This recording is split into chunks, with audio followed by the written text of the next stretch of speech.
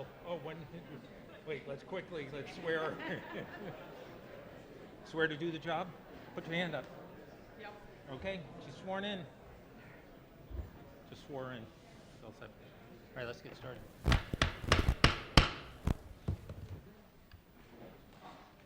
Good evening. Welcome to the annual town meeting for the town of Norfolk. My name is Jay Tallerman. I'm your moderator.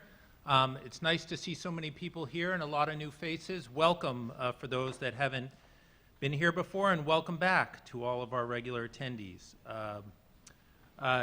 Visitors section, if you're a visitor and not a registered voter, is over here. Otherwise, if you're a registered voter, everywhere else. I declare that the warrant has been duly posted and published, and I hereby waive the reading of the warrant. I'd like to introduce Troop 80 and welcome them up on the stage to lead us in the Pledge of Allegiance. Boys.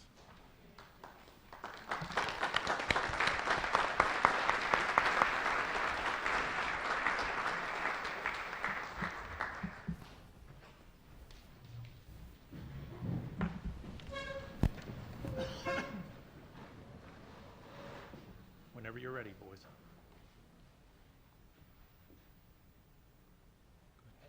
Allegiance to the flag of the United States of America and to the republic for which it stands, one nation, under God, indivisible, with liberty and justice for all.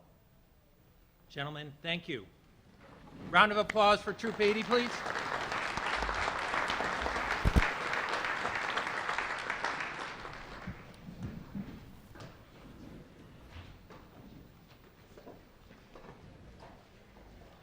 Each year at town meeting, I like to spend a few minutes to remember people who've given their time to the town of Norfolk who have unfortunately passed in the prior year. Tonight, I'd like to recognize a few people. Louis Falcone, who was served on the school building committee back in the 70s. Mary Powers, who had a long-standing stint on the historical commission. Harry Neal, who was an electrical inspector. Carol McDonald, who was on the library staff. Helen Cleary, who was on too many boards and groups to count, including the Board of Selectmen, our first female select woman. And most recently, John Holmes, who served on the Board of Selectmen, the Board of Health, the Fire Department, and the Police Department. Can we have a moment of silence to honor all of these people?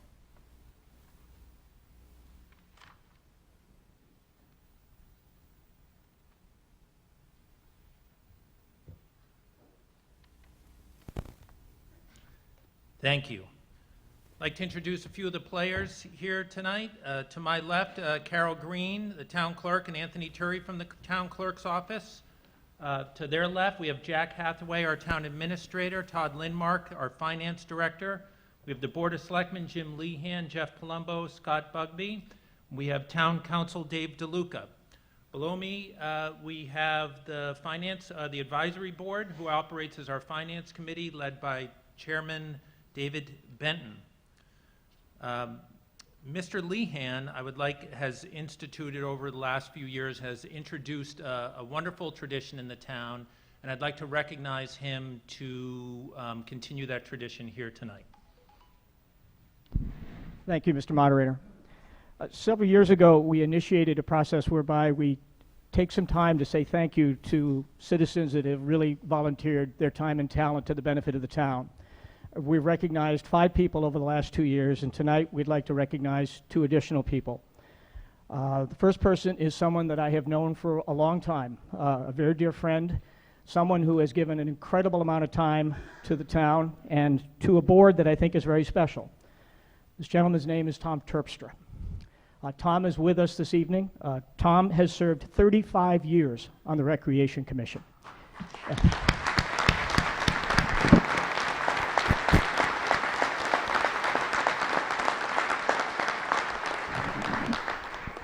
He's also served on the ADA Compliance Committee, the Flood Insurance Committee, and has up until recently served on the CPC Committee as the representative from the Recreation Board. Tom has given his time and talent to the children of this town for a long, long time, and he's done it tirelessly, with kindness, with love. He's a very gracious, kind man, and he is no longer going to be on our board. He's going to be deeply missed.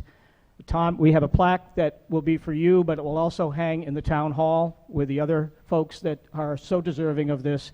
And on behalf of a grateful board, and as you can hear, a grateful town, thank you very much for your service, sir. Tom, can you stand up?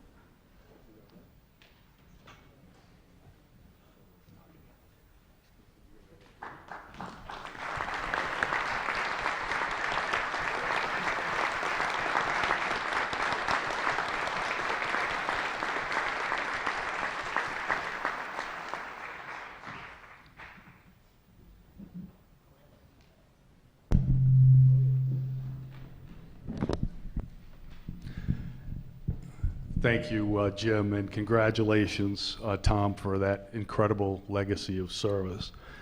Our next honoree this evening is a person who just recently completed their 7th term on our planning board. So that's 21 years of service.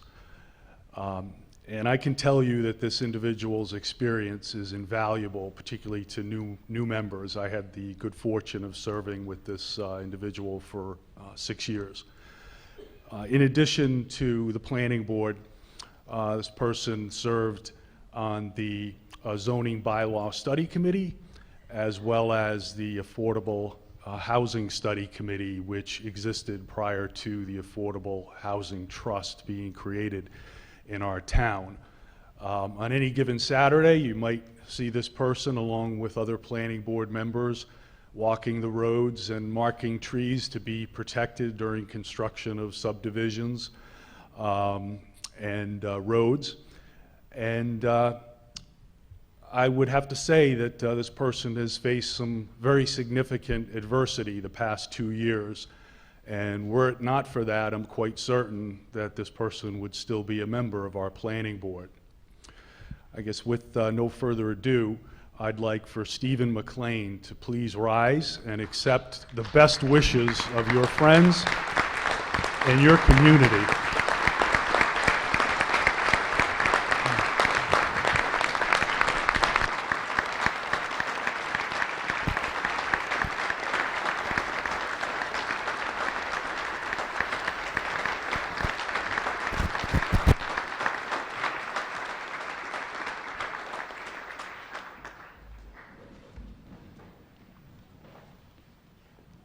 Might I add to that, Jeff, that without the dedicated members of the planning board, and Steve in particular, our town wouldn't have the kind of character it does. There's been a lot of discussion lately on new development and how the town grapples with it. And if it were not for dedicated people like Steve McLean, we wouldn't have the kind of rural, lovely character that we have. So Steve, from myself too, thank you very much for your service on the planning board.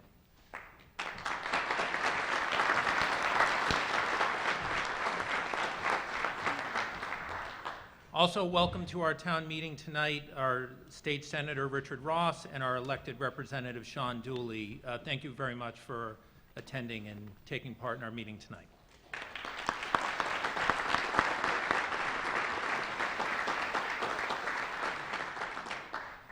Few basic rules, and then we'll be ready to get started. Our town meeting is governed by local bylaws and a treatise on parliamentary procedure named Town Meeting Time that no one here will understand, perhaps except for myself. There was a handout for you all out there that has some general guidance and a glossary of terms to help you along with tonight. I'll explain procedures as needed. I will recognize requests for points of order should you need any clarification on the procedures that are here tonight. Motions are generally made by the advisory board, except for petitioned articles, in which case the petitioners have an opportunity to make their own motions. After the motions are made, then the movant of the article gets a chance to explain, and then we'll go to discussion after that. Motions to amend and regular motions must be in writing if possible. The town clerk is up here with me. We can help you get them in correct form. If you feel you have a motion to amend, we will help. I'm going to try and balance discussion as best I can between yays and nays or just pure questions. It's not always possible. I'll do whatever I can.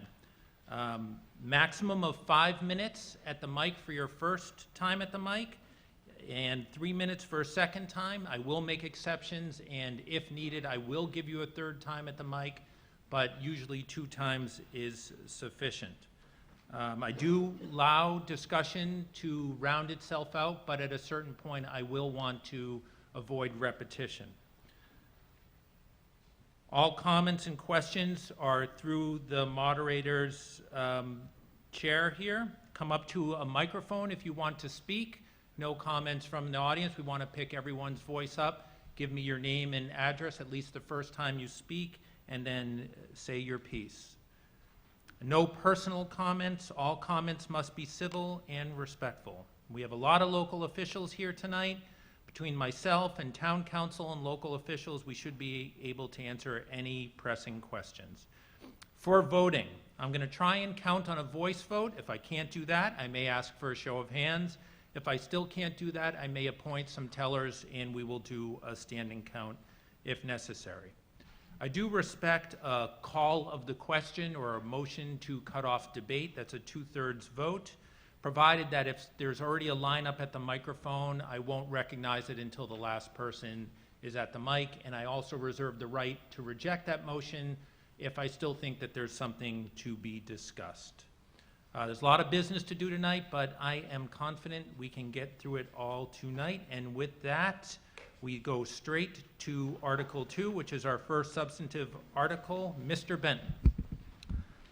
Mr. Moderator, I move to pay 5 unpaid bills from the prior year for Borelli easement agreement, $20,032.22, MIAA workers' compensation audit, $15,763, prior year snow salaries, contract settlement, $3,072.78, Murphy, Hess, Toomey, and Lehane, $4,878.11, and Verizon tax abatement, $17,703.93, totaling $61,450.04 from the current fiscal year's appropriation, and to transfer the following to cover said bills: from free cash, $34,483.11, to Town Council settlement, $20,032.22, building and liability insurance, $6,500, snow and ice, $3,072.78, and Town Council, $4,878.11. Mr. Benton. So, we actually have a few unpaid bills this year, which can be a little unusual. Every once in a while we have 1 or 2, but a couple of items that have been kind of dangling on for a couple of years came to a final settlement this year. About half of the money is being covered in the current year's budget, so no real impact to anything, and then the rest we're covering through free cash. Thank you. Any discussion or questions about Article 2? Seeing none, this does require a 4/5 vote. All those in favor say aye. All those opposed? It is unanimous. Article 3, Mr. Benton. Mr. Moderator, I move to approve the transfers as displayed on the screen and provided in the handout. Seconded. Mr. Benton. So transfers, a little bit akin to the prior year bills there, is mostly we're moving funds amongst accounts that are being underspent and into accounts which we have overspent. And Town can't have that under town accounting for the state. The only account that can be overspent is snow and ice. And that account in particular is the one that, as of tonight, we're going to try and clear out. So the bulk of the transfers, you can see there's quite a bit moving into and out of accounts, but if you look at the largest number, it's to close out the snow and ice deficit with $169,000. You can also see that same $34,000 that we took out of free cash in the previous article, we're putting back in this article because we saved money in various departmental expenses, but for those particular line items in the previous article on the unpaid bills, we didn't have enough remaining budget money to cover it. So in effect, we're not, through the combination of these two articles, we're not really spending any of our free cash, which, as we've mentioned before, is effectively kind of the town's savings account. And for clarification purposes, this is current fiscal year. This doesn't apply to next fiscal year. This is balancing out the current fiscal year. Any questions or comments on Article 3? Seeing none, all those in favor say aye. Aye. All those opposed? It is unanimous. Article 4, Personnel Bylaws. Mr. Benton. Mr. Moderator, I move to amend the Town of Norfolk Personnel Bylaws Schedule B compensation schedule by applying a general increase of 1.5% to all steps on the compensation schedule effective July 1st, 2017. Seconded. Mr. Benton. So this is an article we have every year where if we have some employees that aren't covered by a union contract or an employment contract fall under our compensation schedules. And so effectively this is the COLA for the steps for each pay grade. Thank you. Any discussion or questions on Article 4? Seeing none, all those in favor say aye. Aye. All those opposed? The ayes have it unanimously. Okay, Article 5 is the annual budget. This is how we do the annual budget here. I'm going to take a motion. Mr. Benton will give a brief comment. Then we're going to have presentations by Mr. Hathaway and by both Norfolk schools and KP schools. Then we're going to go through the budget by subject areas where we'll allow people to hold various items, and we'll go through that procedure again, and then we'll get to further discussion and vote on that. Mr. Benton.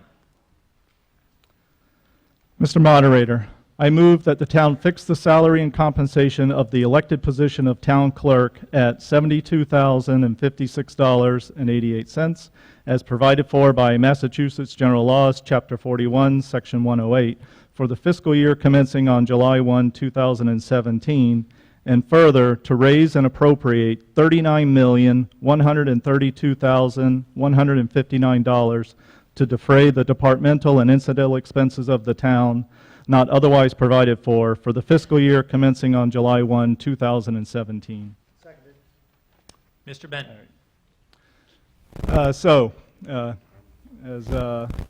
Tallerman just said, we're off to the start here for the annual budget discussion. Just a couple of brief words before we get to the presentations. If, in the front of the warrant is a brief letter that the advisory committee puts together kind of summarizing the budget. And effectively, our budget is going up by $1.3 million this year, which is about 3.5%. And where that $1.3 million comes from is about a little under half is coming from the Proposition 2.5 increase in all of our property taxes. And then a large chunk is also coming from new growth, additional taxes that we're receiving from either new commercial or residential units. And then we got a tiny little bit of extra state money, but at least it went up a little bit, but a little bit more in state money. And then we're using about $350,000 in free cash to balance out the budget. Where the money's going, so if we're getting an incremental $1.3 million of revenue, we're also spending an incremental $1.3 million. About 2/3 of it, around $900,000, a little over 2/3, is effectively going to the schools, Norfolk Elementary and King Philip Regional. And then the rest is spread out through the remaining departments of the town: public safety, DPW, general town government, health and benefits.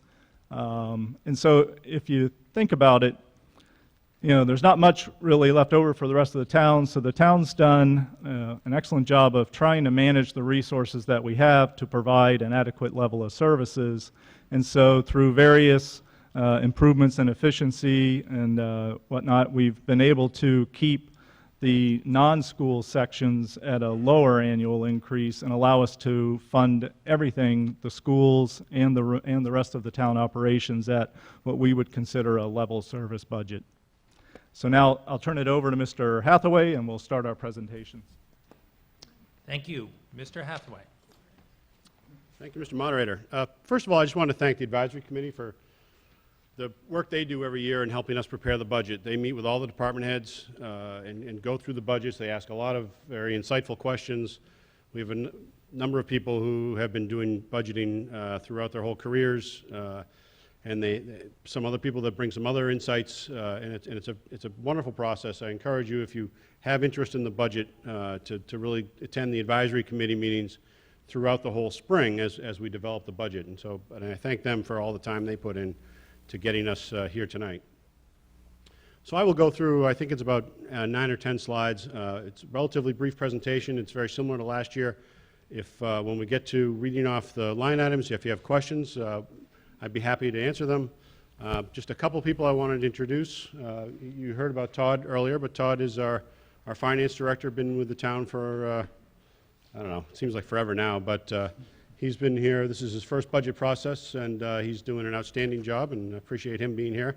And a product of King Philip High School, so we appreciate that as well. I also have Christine Quinn, our new executive director at the Senior Center. Christine is here and replacing Norma Shruhan, who did a wonderful job for us for so many years, and now Christine is carrying on that tradition. And we have Matt Hafner. Matt's been here about a year now, but he's our facilities director, who he oversees the school facilities as well as all the town buildings. And Matt has done an extremely wonderful job, really kind of bringing a next level of kind of review to all of our systems and making sure we're in good shape. So I appreciate Matt, all the work Matt does. So I'll go through some of the highlights of the budget. We have the revenues. You can see this is very similar to the last few years. We have an increase in our tax revenues. This year we have $28.6 million in property and real property taxes. We have local receipts, which is your building permits, excise taxes on your cars. That generates $3.6 million. State aid is up thanks to Senator Ross and Representative Dooley. We are doing a little bit better than the last couple of years, so I appreciate their efforts. And then we have available sources, as Mr. Benton spoke about. We have it's actually $300,000 from free cash for the operating budget. We have $25,000 that comes from the cemetery fund. It's perpetual care, and we take that interest from that account, and it helps us run the care at the cemetery funds. That goes into the operating budget.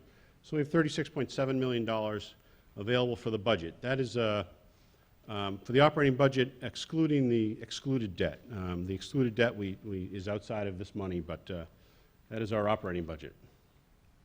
State aid, just to break it down a little bit, to show you where that comes from. Our school aid, also called Chapter 70 money, that is up to $3.4 million. Charter schools, all depending on where the kids are coming and going to. That is $21,000 of revenue this year. Lottery aid, I think they call it general aid now, but I can't let go of the lottery aid, up to actually down this year to $958,000. Exemptions for those are when we have veterans and other folks who apply for exemptions from the real estate taxes. We get reimbursed on a year lag. That's at $61,000, if you will. State land is the pilot money, the payment in lieu of taxes for mostly the prison land. So the state doesn't pay us real estate taxes, but they pay us money far less than taxes. And so we get $152,000. That was up to about $250,000 or $260,000 6 or 7 years ago, and unfortunately that took a hit around 2007. Then all the assessments, that's mostly the county money going back from our cherry sheet money that we never actually get to hold on to that at all, but it goes directly to run all the county operations. That's up to $468,000. Our available free cash, that's, I like to refer to it as our checking account. Our savings account is our stabilization fund. We'll get to that in a minute. Our checking account was at $1.5 million as of really September, but as of June 30th when we had that certified. So that is money that we have left unspent at the end of the year. It's additional revenues that come in higher than we projected. It's budget money that gets turned back from the departments at the end of the year. So we're at $1.5 million as of July 1st. At the fall town meeting, we transferred $207,000 to a variety of different departments. We transferred, I'm very happy to say, $300,000 to the stabilization fund, which again we'll talk about in a minute. And we had $100,000 of capital. I think the majority of that was the oil tank at the H. Olive Day School. So as of the beginning of the night tonight, we have $944,000. What we will propose through this budget and some of the other articles is to spend $300,000 on our operating fund. We would love to not have to do that, but we have been lowering that number over a number of years. We've been as high as $500,000, I think. We're trying to get that down to zero and not have any money go into the operating budget, but that's that was the best we could do this year. We have $210,000, sorry, going into capital budget. We'll talk about that in Article 8, I believe it is, some DPW, mostly DPW equipment. And we will come back in the fall when we have our prison mitigation money that's certified and available through our free cash process. We'll come back in the fall for some additional capital items. And the selectmen wanted to really put $200,000 from free cash into the road program this year. So we are suggesting we do that, and that'll be handled through the capital article. So the balance as of the end of the night, if all goes as I plan anyway, we'll have $234,000 left in free cash, which will carry forward into next year's free cash balance. Our snow and ice deficit, it wasn't a bad year until about the end of January. Sometime right around my birthday, we seem to have horrible weather. But we appropriated, I think it was $225,000 last spring, and then we added $25,000 at the fall town meeting. We've been trying to creep that up. We had it at $123,000 for decades. And then about 4 years ago, we started adding $25,000 to the budget every year, trying to get that up to our 10-year average is about $350,000. We'll probably never be under that 10-year average again, but we're trying. We had $456,000 of expenses. We still have, I think my sources tell me we still have a couple of mailboxes to replace, so we have a surplus at the end. But so far we've spent $456,000, which would leave us a deficit if we did nothing tonight with $206,000. We already did that. We transferred $19,000 from the revolving fund. So we have a snow and ice revolving fund that where we go out and we plow for developers of unaccepted roads, as well as King Philip, and then they pay us money for that service. We put it into the revolving fund, but we pay all of our bills out of our snow and ice budget and the operating budget. So that just builds up a surplus in that revolving fund, and then we transfer it over to try and wipe out the deficit at the end of the year. So that's where that money comes from. And then we already did those $187,000 of transfers. There was three different line items there, but so that'll end us up with a $719,000 surplus for the end of the year. As I said, I think Todd tells me we still might have a few more bills coming in, so the goal is to end up as close to zero as we can. The stabilization fund, and now that's our savings account, as I talked about. We've been putting money into that account over the last few years to try and, obviously to save away for a rainy day. It also helps us a great deal with our bond rating. We're going out to borrow some more money over the next year to finish the police station and then the fire station. So the more money we have in reserves, the much better interest rates we can get. So it was important for us. So we're up to $1.4 million, almost $1.5 million. That's an increase of $322,000 from last year. Obviously, that includes the $300,000 deposit, $22,000 in earnings over the year. The majority of that is, and Cheryl can stand up and correct me if I'm wrong, but a lot of that money is invested in very safe, mostly treasuries and T-bills. I wish it was an Apple stock, but it's not. Highlight of our major components, and this is kind of the same information that's in the budget package on the budget driver sheet, but just to give you some perspectives where our big departments are. The elementary school going up 4% is at $11.7 million. King Philip Regional going up 7% on our assessment. That translates to a 4.5% increase on their budget. That gets us to $8.3 million. The police department is at 2.5 at almost 4%, 3.8%. Chuck will, if I overstate it, he'll yell at me. Health insurance, so we've talked about that. Health insurance is now gotten to be our fourth biggest department in the town. So but that's health insurance for all of our employees, including the elementary school and all the municipal employees. So that's, I think our premium increase was 6.2%. This year we had a little bit of money left over. We're projecting this year, so we didn't have to go all the way up to 6.2%. But that's still a significant number. DPW operations, that's all the DPW departments, from the landfill to the transfer station and DPW administration, highway grounds. We're over $2 million, and actually they had a reduction in their budget overall. County retirement, that's the Norfolk County retirement. That's all of the municipal employees and the non-teachers at the school.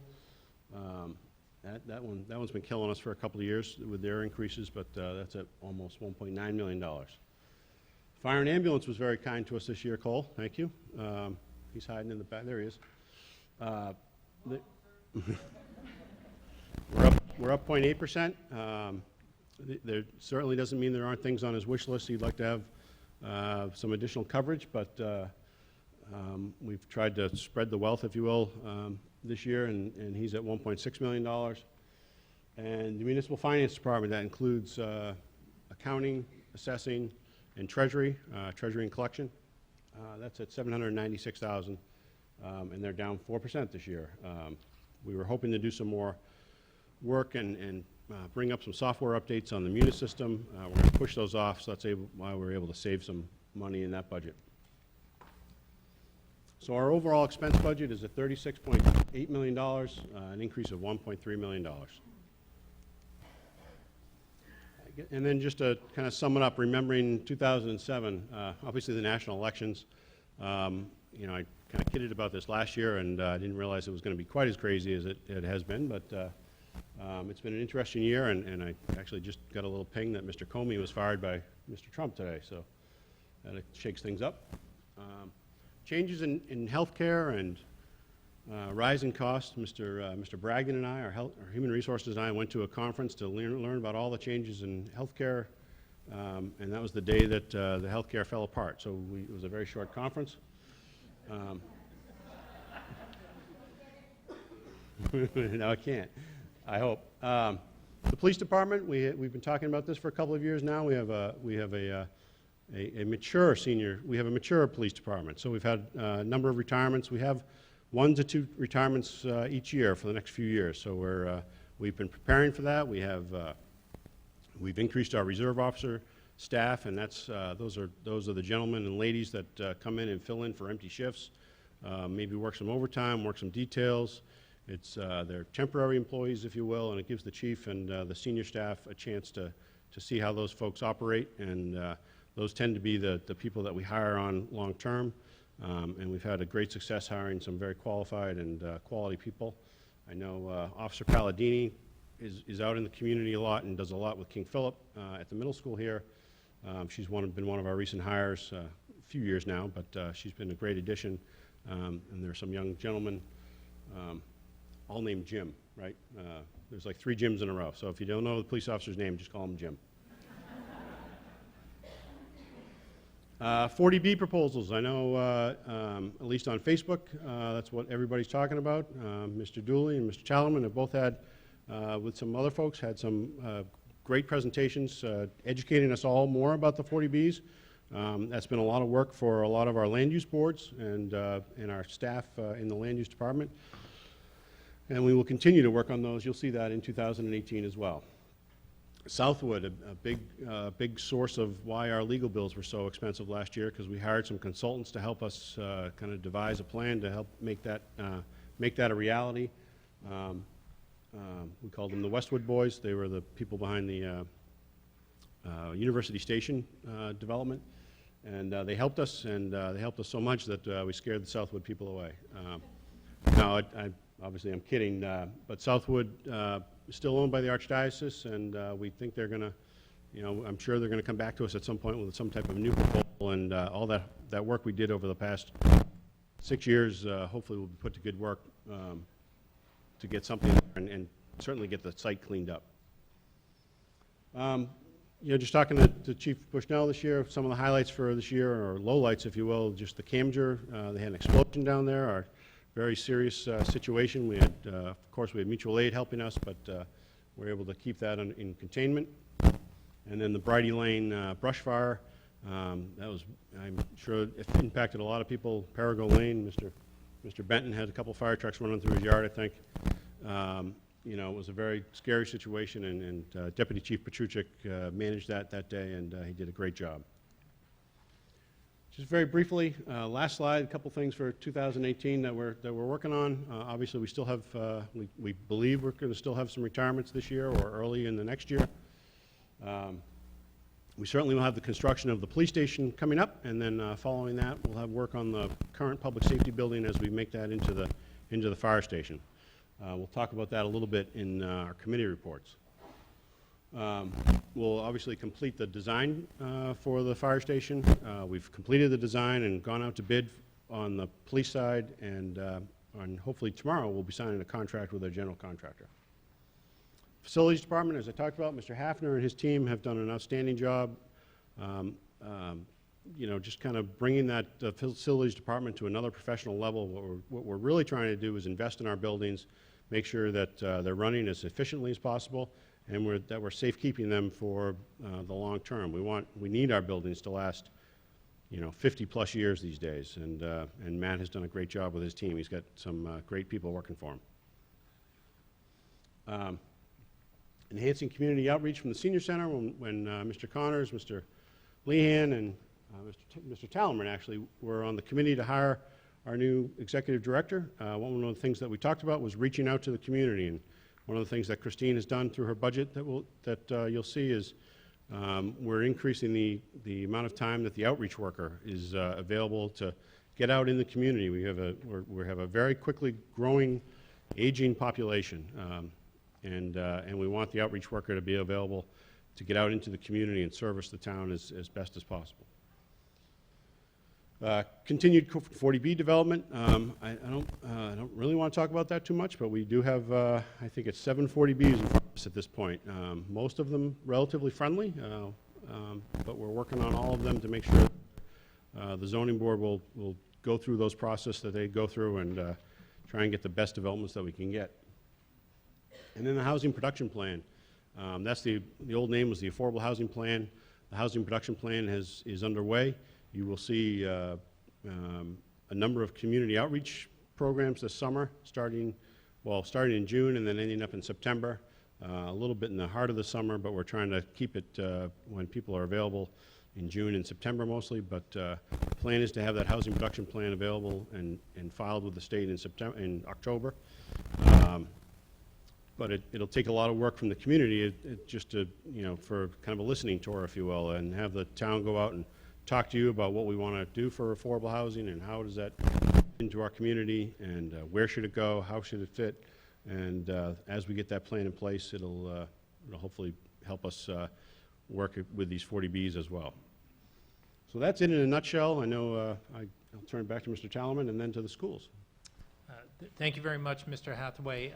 There are seats if people want to grab a seat. If you want to stand, fine too. If it's difficult to count people eventually, that's fine. Just grab a seat as you can. Any preference on Norfolk or KP first? You want to Norfolk? You ready? KP? They have Norfolk. Don't all rush at once.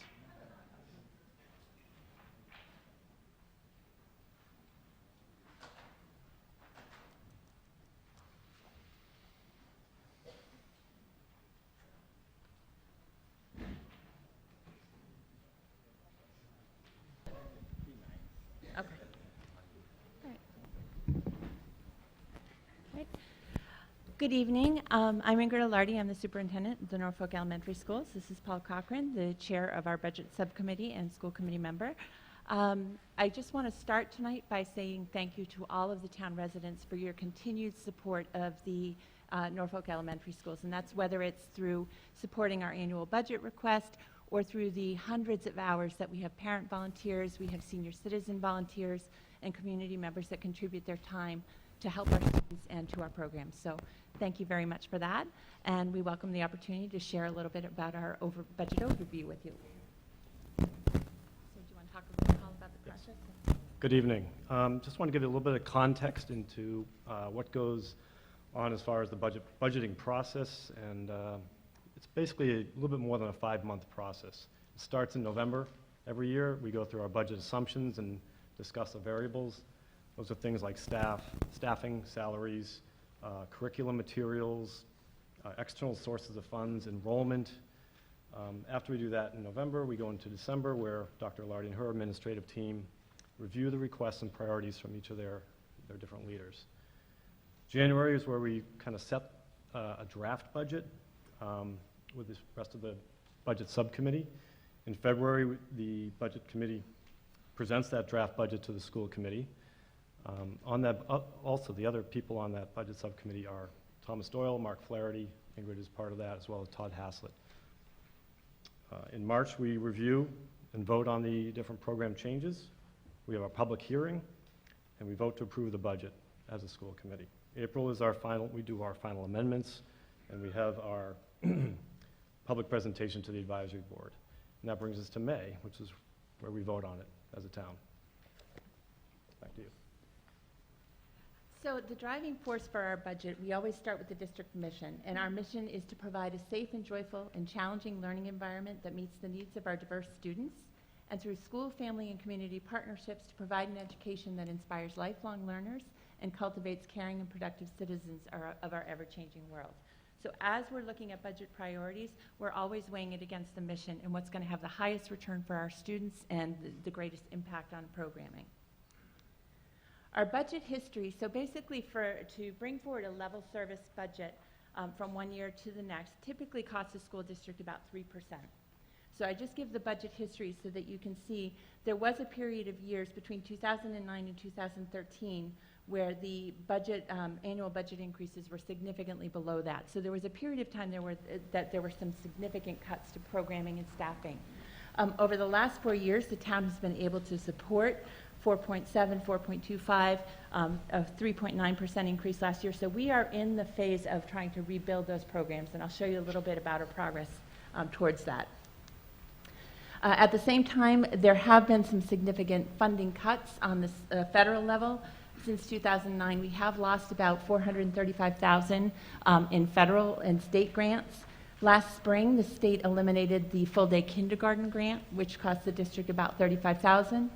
And there have been an increase in some unfunded mandates that we have to assume under the general operating budget. So there's been additional curriculum standards that have been approved, requirements for new professional development, requirements for federal and state data collection, and for transportation costs. But as I said, over the last 4 years, the town has been very generous and been able to support our budget requests, and so we have made some really nice progress in terms of restoring and strengthening our programs. We have brought back many of the teaching positions that were eliminated. We have restored all of our instructional support staff that had been cut. We are still looking at the elementary foreign language program. We have not been able to bring that back in its entirety at this point. And there are many reasons for that, not just the budget reasons, but partially with staffing and with alignment with King Philip and their programming offerings. We partially restored the health education program. We have restored some of our technology staffing. We've fully restored funding for new curriculum materials, so all of our programs have been reviewed in the last 7 years. We have current programs in math and in science. and all of our materials are up to date. We eliminated fees for transportation, and we were able to offer full-day free kindergarten universally to all Norfolk residents. And we've also partially restored our library staffing.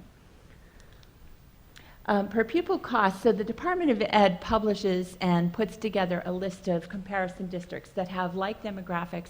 For us, they're all regional school systems with a K-8 model. When you look at our comparison districts, you can see that the Norfolk average per pupil spending is in the bottom percentage. So we're spending less per pupil cost for education among our comparison districts, but the return for residents is very high. So among that same group, we're in the top 9% for MCAS achievement.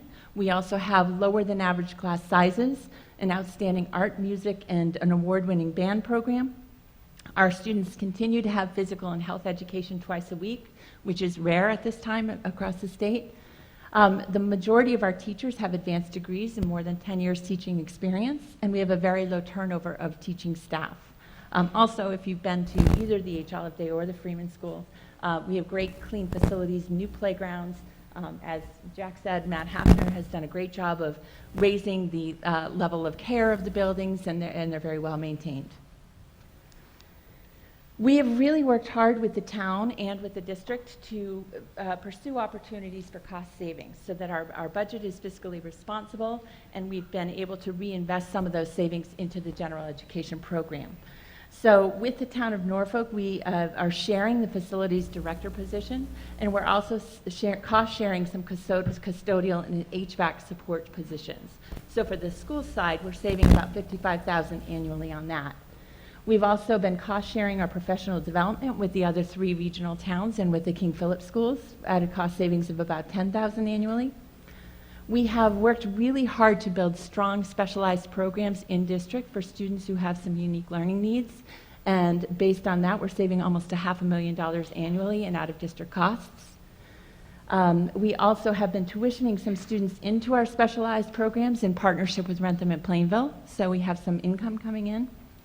And we've continued to build our internal capacity to provide some consulting, home-based medical therapeutic staff services to students with our own staff, and we're saving about $15,000 annually on that. So our budget request, as Jack mentioned earlier, is for a 4% increase. The overall amount is $11,763,416. This is what I would consider to be a flat level service budget. The increase allows us to meet the contractual obligations for salary increases.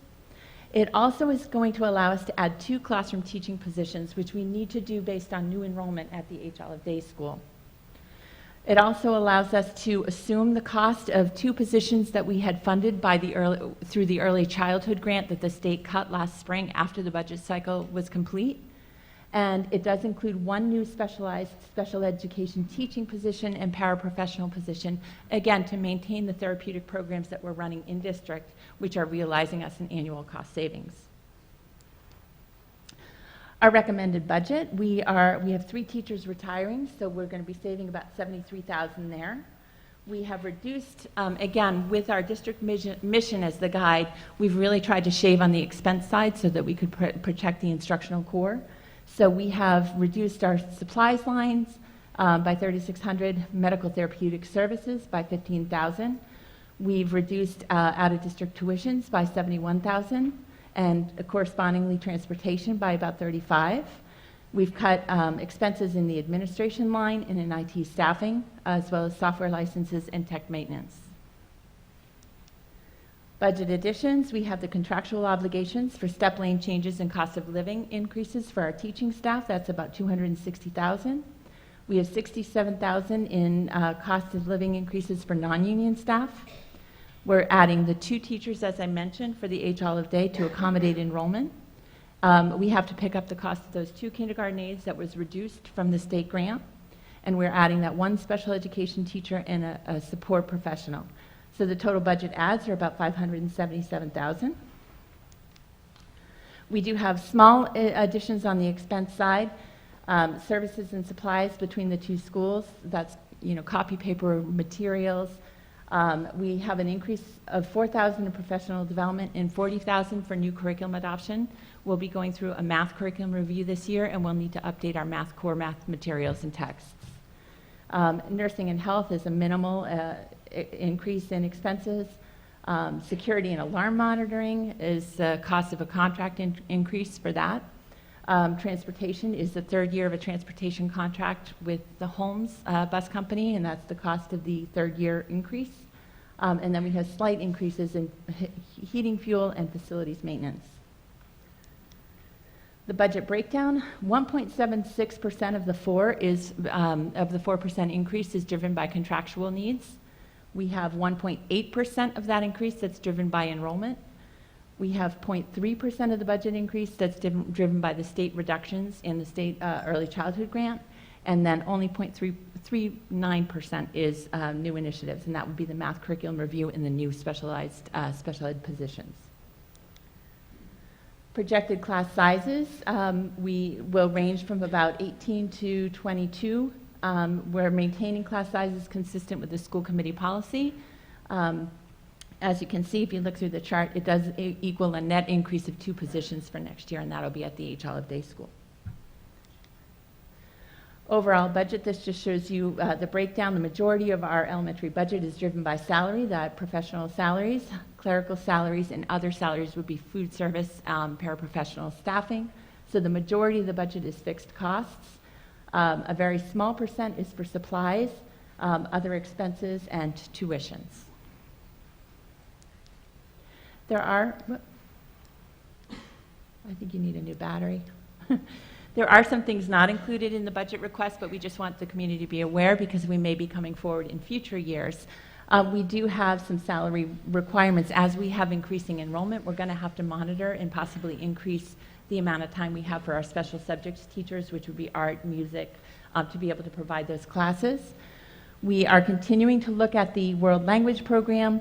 We have talked about increasing staffing for developmental math and reading to provide more enrichment opportunities within the school day, and increasing summer custodial help, and also looking at restructuring our library program. On the expense side, we do have some maintenance issues with a walk-in freezer, temperature control systems, a storage shed at the H. Olive Day, and some other things that we're currently holding. They're not included in this request, but we will have to address in the next couple of years.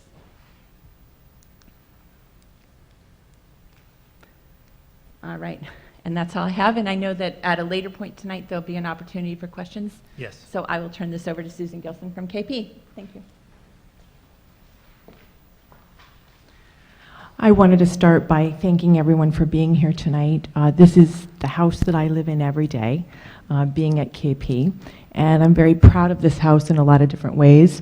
Our daily work involves doing the best we can to provide meaningful education for all the students that come here. Our vision is to ensure that students reach their highest potential and are well prepared for their future because of a consistent set of 21st century standards and high expectations that we maintain for teaching and learning. We have a team here. Teachers, administrators, and staff work together, and our priority is the students' education. King Philip Regional Schools, as you know, is a hub in a community of learners that extends all the way from pre-K all the way through to higher education and future careers. We understand and we embrace our expectations and our results, and we are proud that we're widely recognized for excellence and as a model for educational leadership. Our strategic initiatives focus on 4 things. We are focused on improving curriculum instruction and assessment. We improve and invest continually in our teachers and our human capital. We seek to improve the overall climate and culture of the district. And we are continuing to focus on the district operations for conservation and look at all sorts of efficiencies. These are our accomplishments. 96% of KP High School students graduate, with 89% attending college. This year, for the 7th consecutive year, we were recognized on the Advanced Placement Honor Roll. for the consistency in high scores and the continued desire on the part of our students to enroll in more AP classes. We're going to be one of the first schools in Massachusetts to be accepted as a part of the AP Capstone project. We continually outperform state averages on standardized testing. We have 1 merit scholar and 5 commended students this year. We continue to develop our specialized programs for students with disabilities, and middle school continues to link with MIT as part of a science trivia challenge each year with exceptional performance and results. We're extremely proud to say we have a KP student who is actually also simultaneously the first student from Massachusetts who is elected to DECA International Executive President. He's going to be the president for the organization moving forward from 2017 to 2018. We have an award-winning fine and performing arts program. Our football team won the state championship.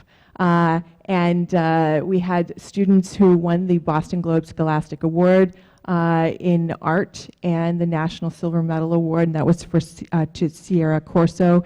And our middle school music earned gold in all divisions in the MICA competition.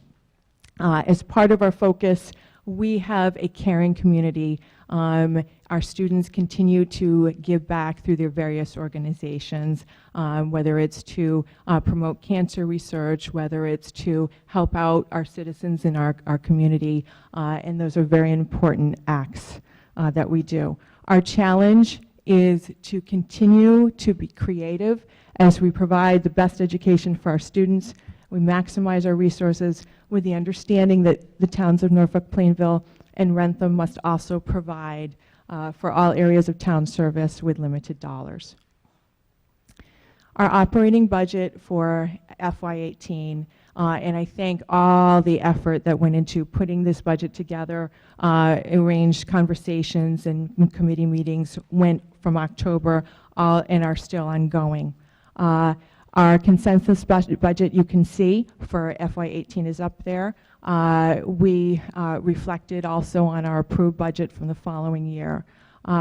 We really, to set a 4.5% increase, the dollar difference over last year was the $1,368,493. Now, we also have explored many different budget scenarios, and as I mentioned, to get to the 4.5%, we had to make significant cuts in our consensus budget. That involved the loss of 2 administrators, attrition due to retirement of our teachers, increase in some of our athletic, music, and parking fees. Norfolk assessment would be functioning at a 6.32% increase to get to that number. Debt service budget, these are all costs that are related to major bonding projects, such as the buildings, and I think what you'll notice is the amount in the FY 2017 budget moving to the FY 2018 budget decreases. As part of our turf field assessment, in our first year, we received monies from the state. So we don't have those same monies this year, so that is what our assessment looks like for the turf field this year. So that is, we appreciate the town's support. We're looking forward to continue to educate all of the students that attend. Again, we look forward to next year. Thank you. Thank you very much.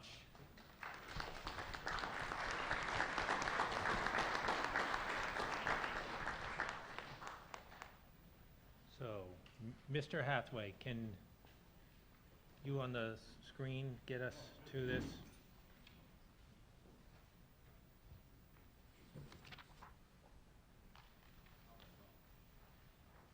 He's normally a lot quicker than this.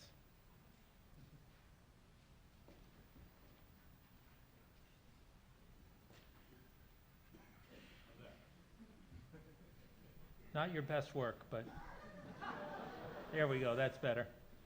So I think, and this was available to you out in the hallway too, it is the budget summary breakdown. And what I'm going to do here is I'm going to read the general subject line items. If you want to discuss any of them, yell out "hold" when I read it off. We'll make a note of it, and we'll save it for discussion. The things that aren't hold, we won't discuss. So if you do want to speak about something, make a motion to amend, or otherwise comment on something, please yell out "hold." I'll go slow so that we can go through it all. Start at the top of the food chain here with moderator. Did I hear a hold? At $0.0, someone want to give me a raise? Was that Mr. Lutz up back there? All right, I'm canceling that hold. Selectman, Town Administrator. Advisory Board. Municipal Finance. And we're looking at the requested number here, the FY18 requested number here. Board of Assessors. Town Council. Human Resources. Information Technology. Hold on Information Technology. Tax Title Foreclosure. Facilities Management. Town Clerk Elections. Going to the next page. Wetlands. Planning Board. Zoning Board of Appeals. Engineering. Town reports. Town reports being held. Now we're moving on to public safety. Police. Fire and ambulance. Ambulance billing. Building department.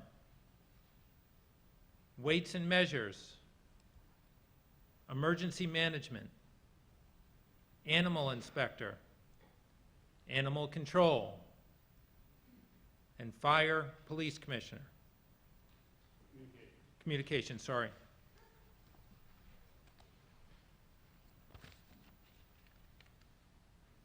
Now on the schools, Norfolk Elementary.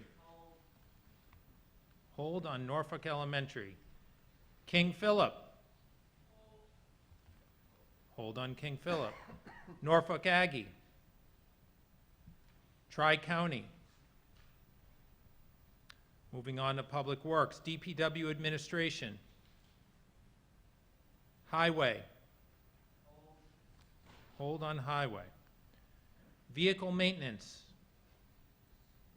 Municipal Grounds. Cemetery Grounds. Custodian of Veterans' Graves. Moving on, Road Program. Landfill. Snow and ice.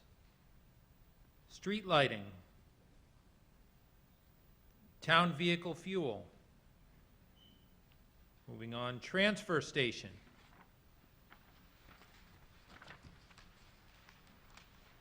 Going to human services. Board of Health. Special programs. Council on Aging. Veteran Services. Moving on to Culture and Recreation. Library. Recreation. Historical Commission. Memorial Day. Did everyone get all the holds that they want? Did anyone miss anything? Okay. You didn't set it up right, Jack. You gotta. Employee benefits. Building liability insurance. Debt service. Is that it?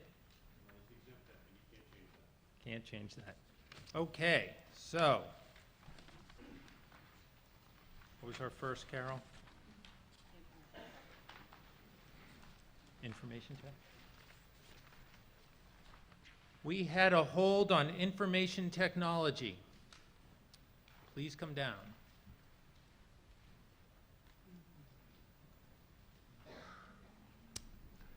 I'm John Newhibian from 3 Knoll Drive. I just wanted to understand, Mr. Moderator, what's going on in information technology that has about a $40,000 increase. Mr. Hathaway. Thank you, sir. We are taking Is that better? We are taking... Hello? Okay. Sorry, I'm new at this. It's a simple answer. We've been sharing a information technology director with the elementary school for a couple of years now, and we've kind of outgrown that. So we've taken on, particularly with the development of the police station, and the growing technology from a facilities management point of view, we've felt the need, and it was a good negotiation with the school that it was time for us to have a full-time technology person. And then we also have a part-time person who is his helper, kind of setting up PCs, et cetera. Michael, our information technology person, is really our backbone person, our network person. But he, instead of being just 20 hours from the town side, is now going to be 40 hours in the coming year. And like I said, we've got a lot of work to do to set up the new building. And then after that, he'll be at the new fire station, if you will, and where the old public safety building is. And those are really two of our, from the town side, the two cogs of our technology. Those two buildings really need a lot of work. So I'm sure he's going to spend full-time and more just getting those buildings up and running. Thank you. Anything further on that hold? Are you all set? Great. Town reports. Yeah, I think that one's me too. I want to first of all applaud the advisory board for all the work they do. Having done it for a couple of years in the distant past, I can appreciate it. But then I want to say it would be nice if we could have the omnibus in advance of town meetings so that we could go through it a bit. And I'm just wondering if there's any possibility to get it earlier. I did notice it was on the website, but it was last year's that was on the website, not this year's. Well, I think that, I think we were discussing it before that previously it was available with the mailer in the past, I believe. So duly noted. We'll sure everyone's taking a note of that. Thank you. I think our next hold is Norfolk Elementary Schools.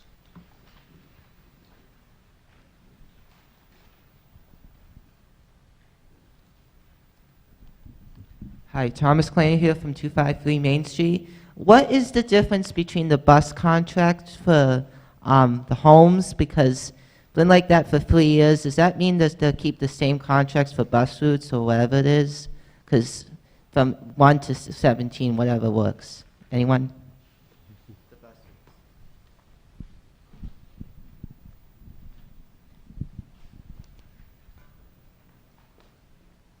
Thank you for the question. So the bus routes and bus stops and things are updated annually, but when we bid out the services, we bid a 3-year contract. So Holmes was the bidder that was awarded the contract to provide transportation services for Norfolk schools, and with each year of the 3-year contract, there's an increase in cost. So I'm just asking, is that going to be up for the contracts for homes? They're keeping the same drivers or different? If I'm just saying the what-if question for keeping the drivers for the normal, for homes, what if? So Holmes does manage their hiring, and we've had consistent bus drivers for a number of years.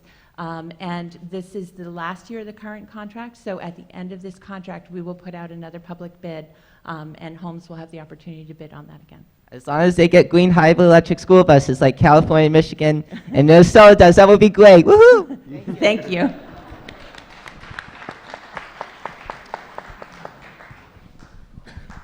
Any other discussion on Norfolk schools? Okay, moving ahead to King Philip Regional. Comments, discussions, questions?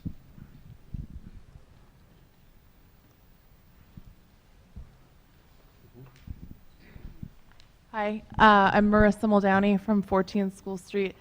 I just this year started participating a little bit more and going to the King Philip School Committee meeting, so I'm new to learning about this, but it has been told and it's obvious that it's sort of the perfect storm of a year for budget issues. And I agree with that, and I wholeheartedly would like to fund King Philip. But it seems to me the more I study it that there are a lot of deeper issues of financial management that I feel like we need to be addressing and looking at as a town. And I'm not really 100% sure of where to start with that, but it frightens me that there's no long-term planning and that it seems like we operate in a lot of crisis mode. And I would like to have more discussion about that as a town and how we are involved in King Philip. Thank you very much for the comment. I don't know if there's if King Philip wants to respond at all about that. So both Mr. Tom Caliento and I certainly can respond to that. I think what you may be speaking of based on the different meetings, and I've attended all of them, but based on the different meetings and also historically, there are different times and there are different increases with budget drivers. Our special education costs do fluctuate based on entering students. For example, we do, as a regional school district, students enter in the 7th grade, and in special education, there are certain students who remain with us through the age of 22. This year we have no students that are graduating or exiting out of our programming.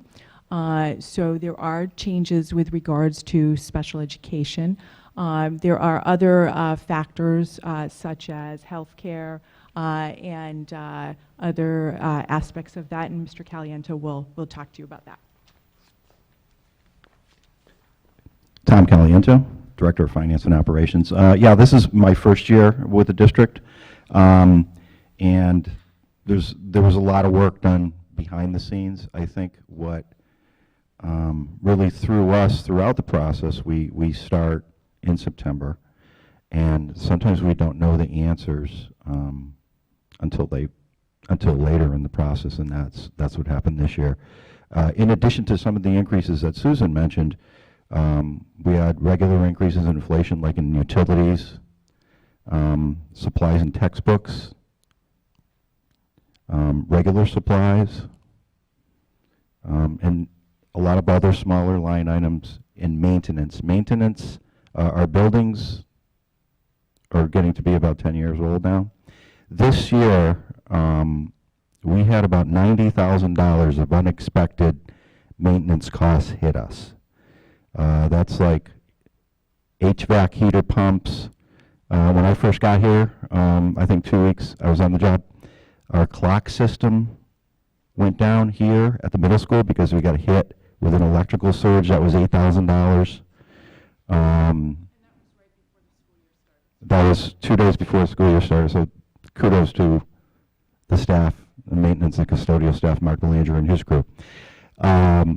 And there were a number of electrical surges in the high school that hit some of our equipment, just unexpected things. So I think going forward, we're going to continue to get hit with some of those.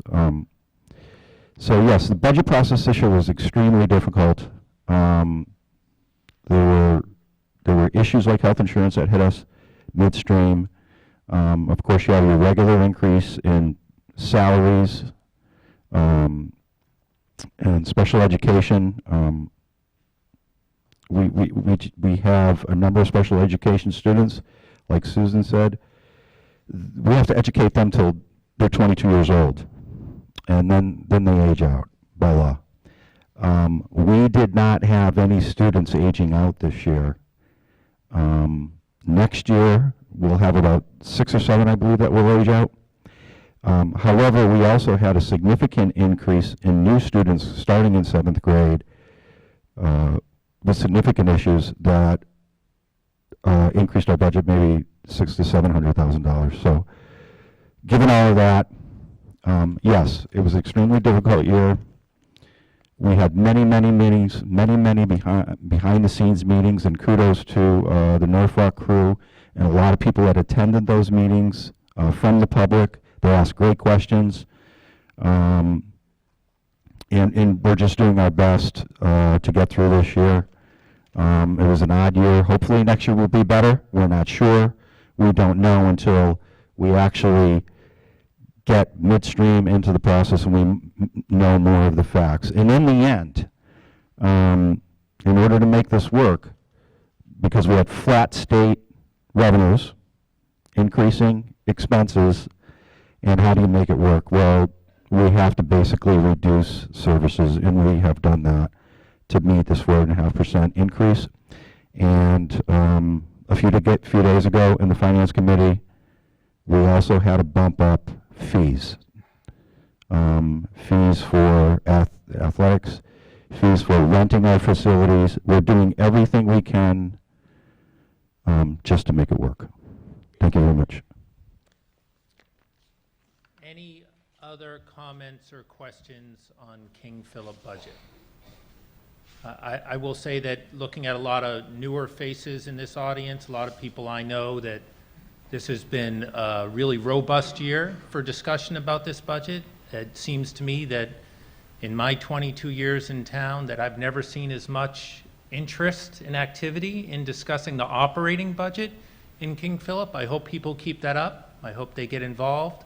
This is the beginning of the budget votes for the King Philip district, so I would say that people should continue to be involved after tonight. We are setting the number here in Norfolk, and good for you in Norfolk, but please stay involved if you're interested in the subject matter, and no matter what your interest is in the subject matter. So thank you all for coming tonight and discussing it. The next hold is on highway.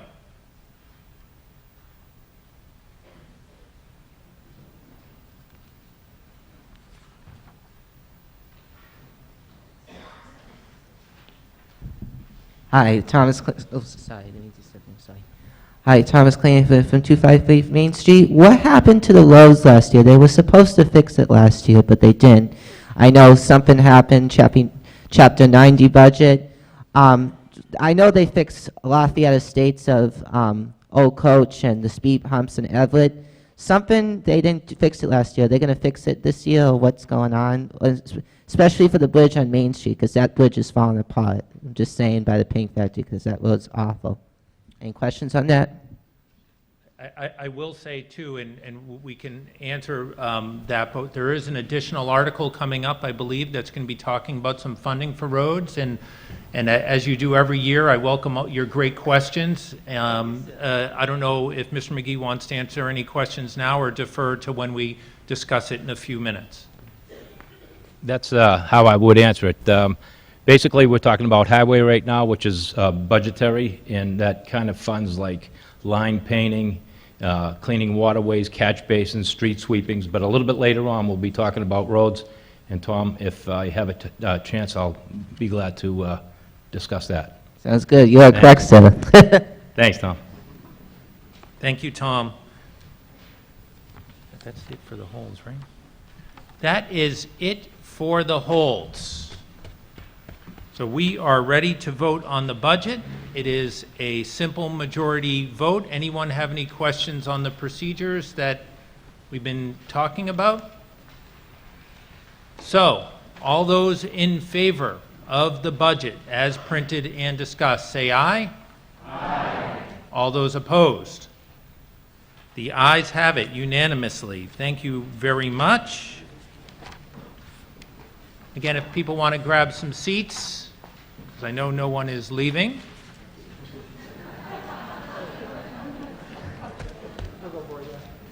Article 6, Mr. Sterling. Thank you, Mr. Moderator. I move to adopt the fiscal year 2018 budget for the Water Division in the amount of $1,630,645 as shown on the screen. Seconded. Turn up the mic.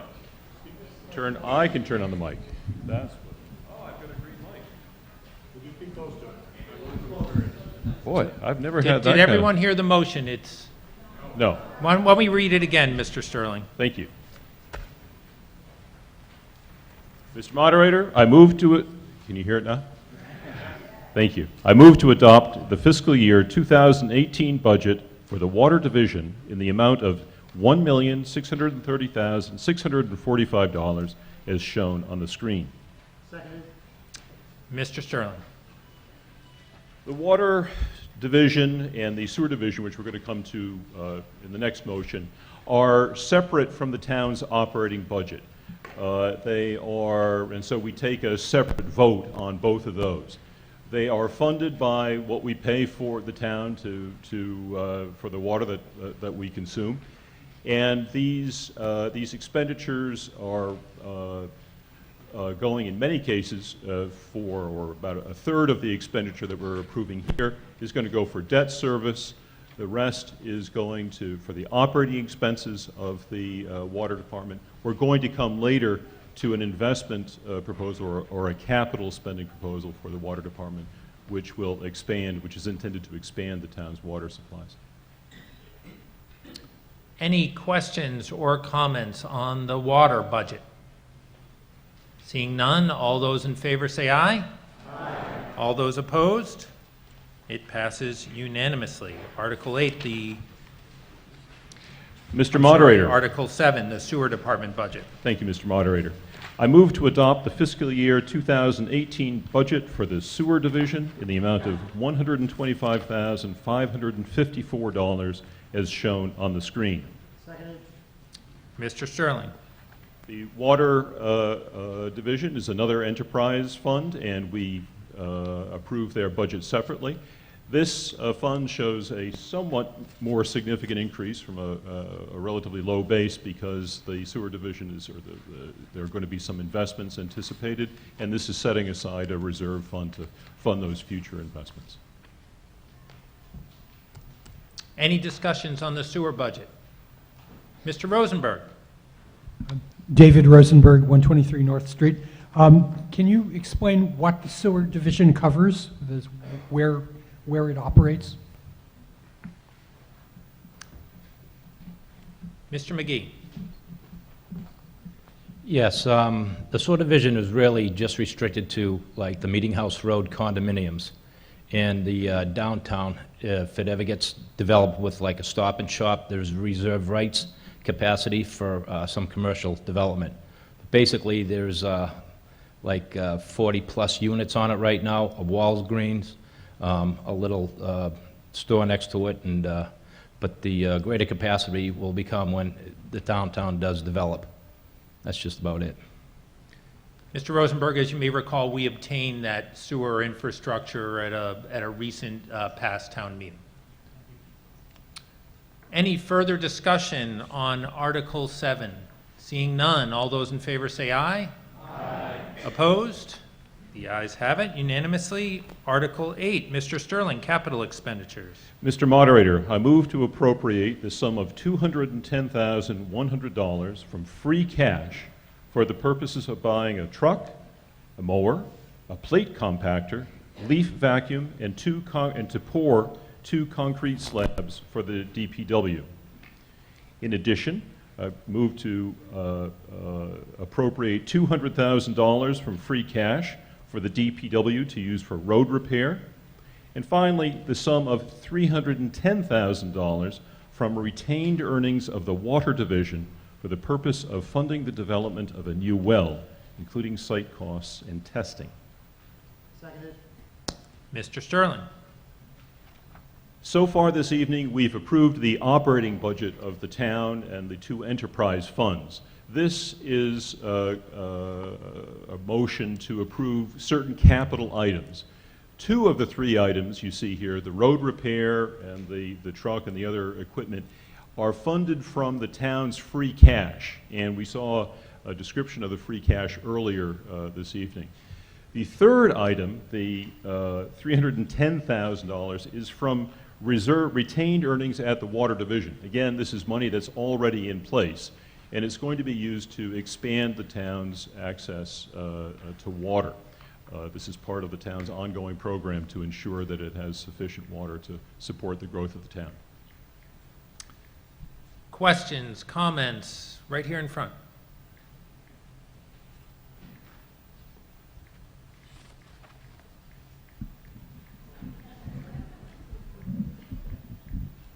Hi, Kathy, 88 Cleveland. In regards to the well, is this budget amount for exploratory, or is it going to be a little bit more than that? Mr. Hathaway. So this is for, I apologize.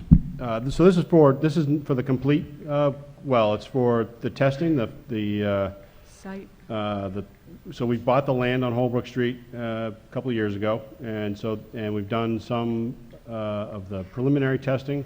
Now we've gotten DEP approval to do the 5-day test, which is when we have the actual wells in place, and we pump them 24/7 for, I believe it's 5 days straight. And we work with DEP, and we work with the surrounding communities, the Charles River Watershed resource folks, and make sure that we're not impacting any resources that are in existence today or natural resources. So this gets us through the 5-day testing and through the summer months to the fall, where we will, if successful, we'll come back for probably $600,000 to $700,000 more, again from retained earnings, possibly from debt that will be supported by the water department for construction of a well house and the distribution connection that will bring that water into our existing distribution system.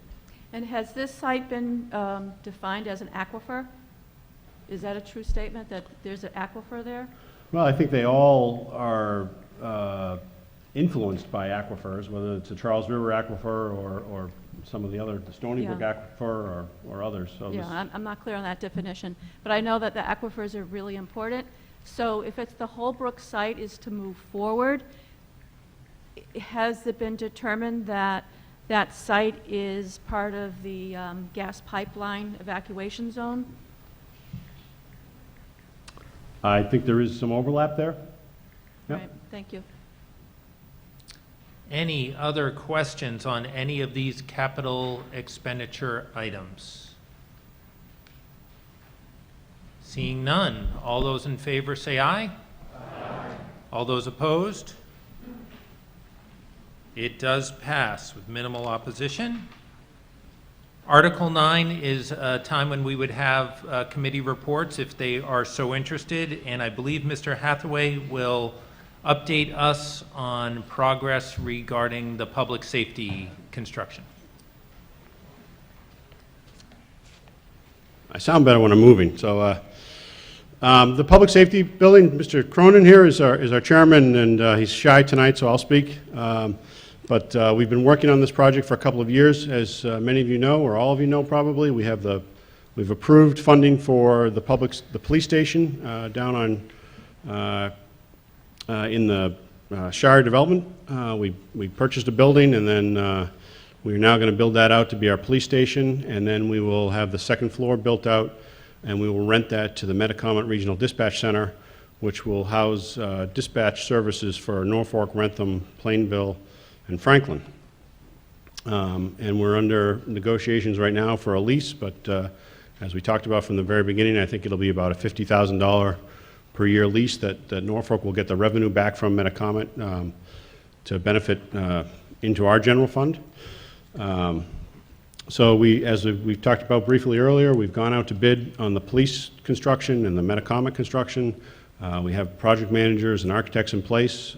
We have a general contractor now that we have selected. We're in the negotiation process, and actually today I received what I believe will be the final contracts as agreed upon. It's got a little more convoluted than normal because we have the three parties. We have Metacomet, which has to pay for their portion of the construction, Norfolk, which obviously will pay for the police station, and then obviously the general contractor being the third party. So those contracts are now, I believe, ready to be signed. Hopefully that will happen tomorrow morning at the Metacomet Regional Dispatch meeting. And we will begin construction within a month from that time, and hopefully still plan on having completion of the police building by June, the end of June next year. Dispatch will be able to move in at that time. They will probably have a training process and go live a little bit later than the police will go live in that building. And we are already starting to work on the fire plans, which they'll take over the public safety building on Main Street in full.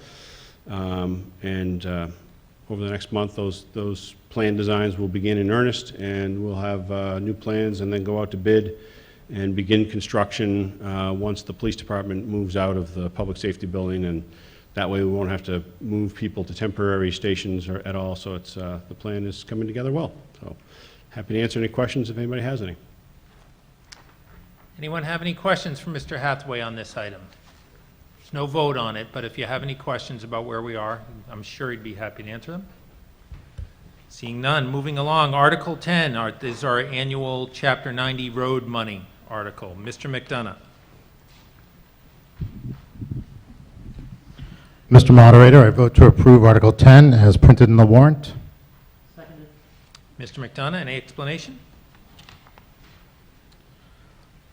Article 10 is a standard article. It authorizes the Board of Selectmen to use the Chapter 90 funds for some of the things we talked about before, including road repair, maintenance, and improvement. And this year, the number for the Chapter 90 funds is about $390,000. Any questions, comments on Chapter 90 regarding roads? Please, step to a mic.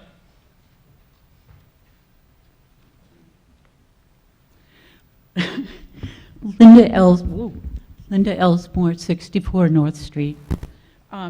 As I read this, it says, the standard article authorized the Board of Selectmen to use Chapter 90 funds received from the state for maintenance, improvement, and construction of town roads. Anyone traveling down Route 115 from the center of town down to Stony Brook can see that something is happening there in terms of either widening or improving the road. I wonder, is that so? Can you somebody describe to me what's happening there?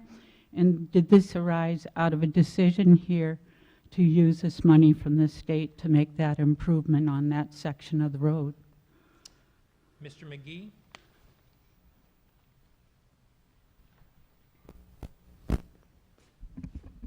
Hi, Bob McGee, Director of Public Works. A couple years back, we were approached by many people because that section of street on 115 from Needham Street to the center of town has sidewalk and the pavement itself is deteriorating. And as you know, a few years back we had a $7 million project where we developed everything, Route 115 from Foxborough up to Needham Street. So the project pretty much stopped right just after the bridge on Needham Street. But as you get up towards 64 and a little bit further towards the center of town, you'll notice that there are sidewalks that are just about level with the street, which for a numbered highway is pretty unusual to see and very dangerous. And I think, you know, money drives everything. It probably should have been addressed some time back, but, you know, it's just the way it is. So what we did was a couple of years ago, we had Norfolk County engineers at no cost to the town come out and do an existing conditions plan. So they went out and they identified the property lines, which delineates the right-of-way. So in other words, if you show the front of a property on one side of the street, in front of a property on the other side of the street, everything in between is the right-of-way. That stretch of street is a 50-foot layout.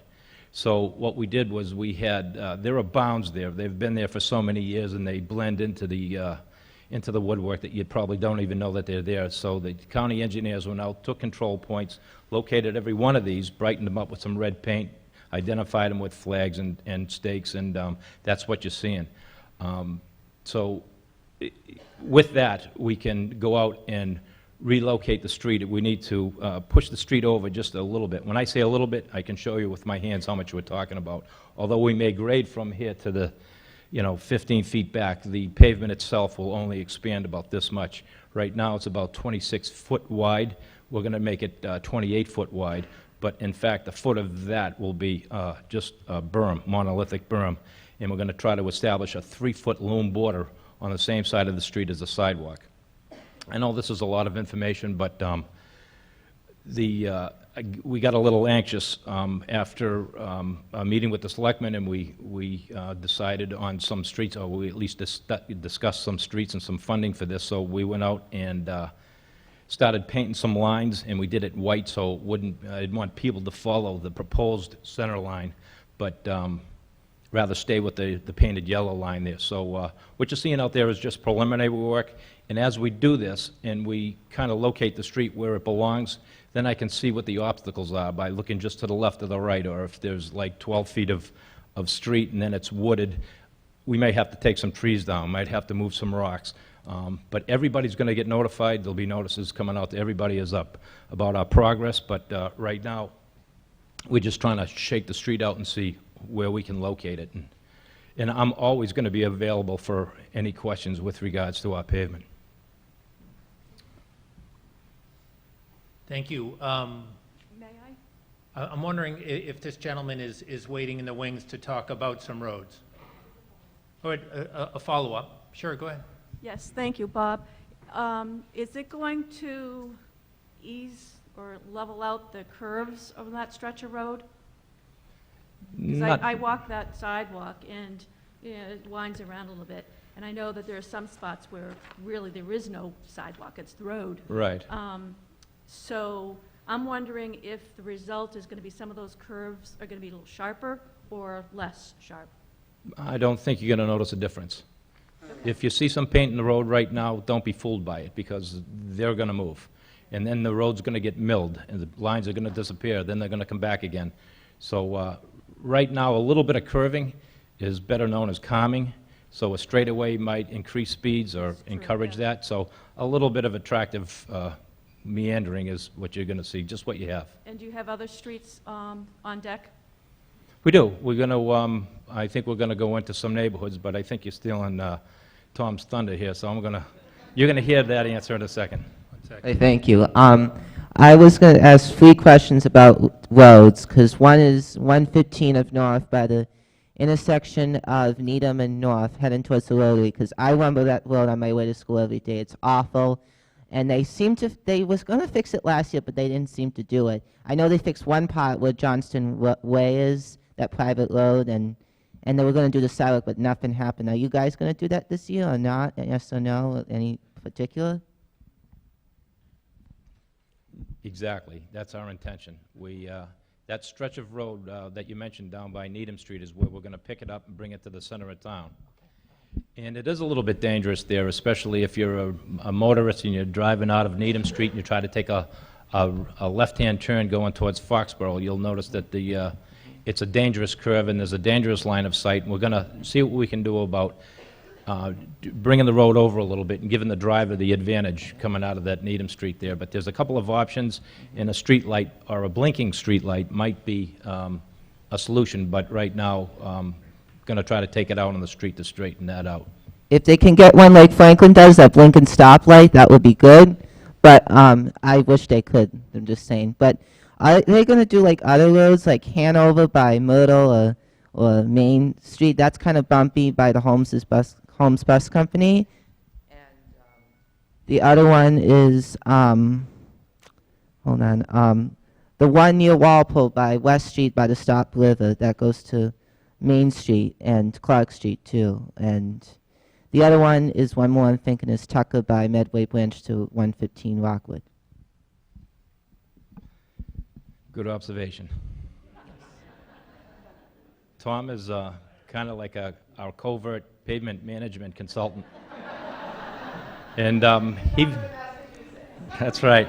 He visits me a couple times a year, and I missed him this year. He did try to attempt to get a hold of me, so my apologies, Tom. I did call you back, but Florida sounded better that weekend. But this year, Hanover Street, you hit the nail on the head on Hanover Street. Hanover Street, other than it has 3 houses on it or something like that, is in bad condition. It's really more of a crack-sealed street than it is pavement.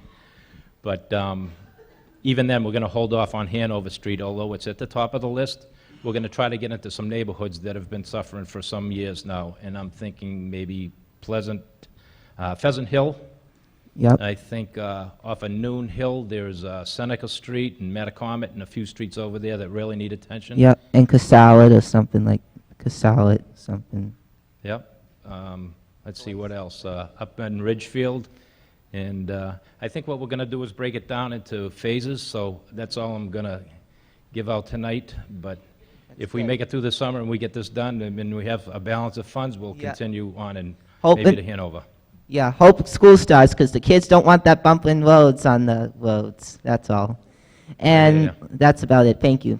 You got it, Tom. Thank you. Thank you, Tom. Any other questions on roadways? Sure. There's a lady behind me as well, has a question. Two questions. What is going on with Lake Street in terms of deciding whether or not to pave that road, or just... That's later tonight. Okay. So Skip that one. What is the status of the repair on the Main Street Bridge next to the paint factory? I drive by it every day, and I notice it seems to be getting worse and worse. To me, it's an accident waiting to happen, because colorful barriers do not prevent a car from going into the water. I happen to have lost a close personal friend in a similar situation, who was driving at night, made a wrong turn, went into the water, and drowned. It was not found until the next day. So my fear is that something similar could happen there, and I would just like to have some assurance that there's some thought being given to fixing that bridge. Thank you. anyone else on roads? Hi, Heidi Alaska, 10 Malcolm Street. And my question to you is just whether or not you've looked at Ware Street, where when my kids were younger, they got picked up on the bus, and a lot of commuters from the train walked down there from over the tracks. There's no sidewalk. It's quite unsafe. And it's also quite unsafe for anyone turning onto Ware Street from either the center of town or from 115, going left. And I noticed that someone did, put a line on the road. That was helpful. But unless you have your blinker on and you're watching, it would be very easy to get rear-ended. Is there any thoughts about putting a sidewalk over in that area so children stay safe, so commuters stay safe? I'm trying to figure out, so if you go over the railroad tracks and you take a right and you go down where? On Ware Street? Once you're on Ware Street, I'm feeling that you're pretty safe already, because it's a small, tell me if I'm wrong, but you go down there, it's just a cozy little neighborhood. I suppose I'm talking more about right as you turn, right before you get to the turn, and Sure. then as you turn. There is no sidewalk on either side, and lots of cars will park in that area, waiting for commuters or children, and it just doesn't seem very safe. I see a lot of elderly people trying to get back to their homes, and they are struggling. And I see kids not knowing which way to go. I'm just wondering if there's a plan to put a sidewalk in over there. It's interesting, and probably a lot of people can't place themselves to what you're talking about, but if it's all right with you, I think maybe we could talk about this separate, and maybe you could show me firsthand, because I know that 2 years ago we did put a sidewalk across Main Street, Rockwood Road, that cuts in front of Ware. So even though I know my streets back and forth, I'd rather meet you on site. Maybe we could talk about that. That sounds fine. Great. Thank you. Thanks. Thank you. Not sure how to put this back in. Pamela, did you have a question for us? Hi, I'm Pamela Russell. I live at 143 North Street, and I have a question. Between Diamond Street and Marshall Street, and then going up North Street, it's incredibly dangerous. At times, there's no traffic. At other times, there's a lot of traffic. It's a straightaway. People speed. The other problem is, as you get past Marshall Street and you start to go up the hill, at certain times of year, there's massive amounts of poison ivy, and there's no sidewalks. So I'm begging the town not to use Roundup, but figure out some way so that if somebody has to jump out of the way of a car, which I've actually had to do, not in my boot, but it's extremely dangerous. I don't even walk my dog on my street anymore. So, yeah. So I just request that something be looked into. You know, I know we don't, I mean, I came from Jamaica Plain, and that's traffic. But when you don't expect a car to speed at you, and you're standing there and there's no place to go, it's dangerous. So I beg you, figure something out. Thank you. Thanks. Ma'am? Lynn Benton, 19 King Philip Trail. Mine's sort of simple. It's when you come out on Needham Street and you go to Foxborough, after you go by the park and walking the dog, 1/8 of a mile for my GPS on my little thing here, I counted 108 liquor bottles 2 days ago. And it's not just, the nips are good because they're plastic, not good for the environment, but when they get a little bigger, they break, and I actually, every morning I walk the dog, I have to clean up and move. Sometimes I take bags, other times I have to move them off the side of the road. That's not quite our roads. That was more like kind of DPW general. Well, it's tied into safety of the road. There is, if you're going to spend money on a road, you spend money doing the sidewalk, it's the worst sidewalk you're the one to walk. So I just bring that up somewhere between public safety, because somebody's drinking. Right.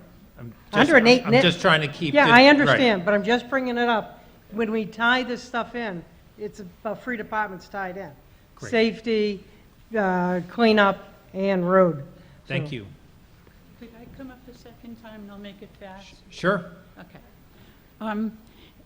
I've lived in this town for 61 years. My family moved here so that I could start school, first grade. Stayed. I'm a townie.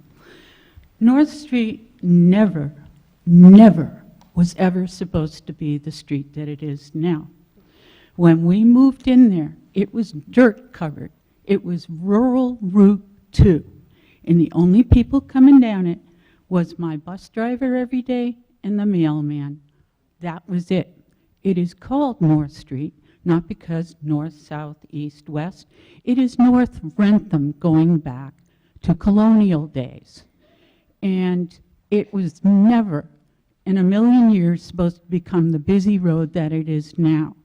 The first time it got paved, a truck came down the road with 2 black men chained to it, and they dug the tar onto the road with 2 guards standing over them. They were from the prison. Then as time went on, they may have paved it a couple of times or something, but it stayed pretty narrow. And Mrs. Blake from Stony Brook, as a dying effort, paid to have that sidewalk that everybody goes, oh, that's not really a sidewalk. She put her heart and soul into paying to have that put there because she wanted people to be able to walk down to Stony Brook because nobody was going there. And the Union Street passed something that it wanted to be a beautiful street. All the trucks. Yeah, and the trucks. Getting to like the Yes. paving?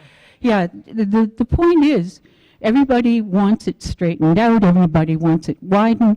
You have houses down there, my family's house goes back to 1830, and there is 10 feet between our front door and the road. They bring it in even 2 feet. I can like slap the cars as they go by when I step out of the house.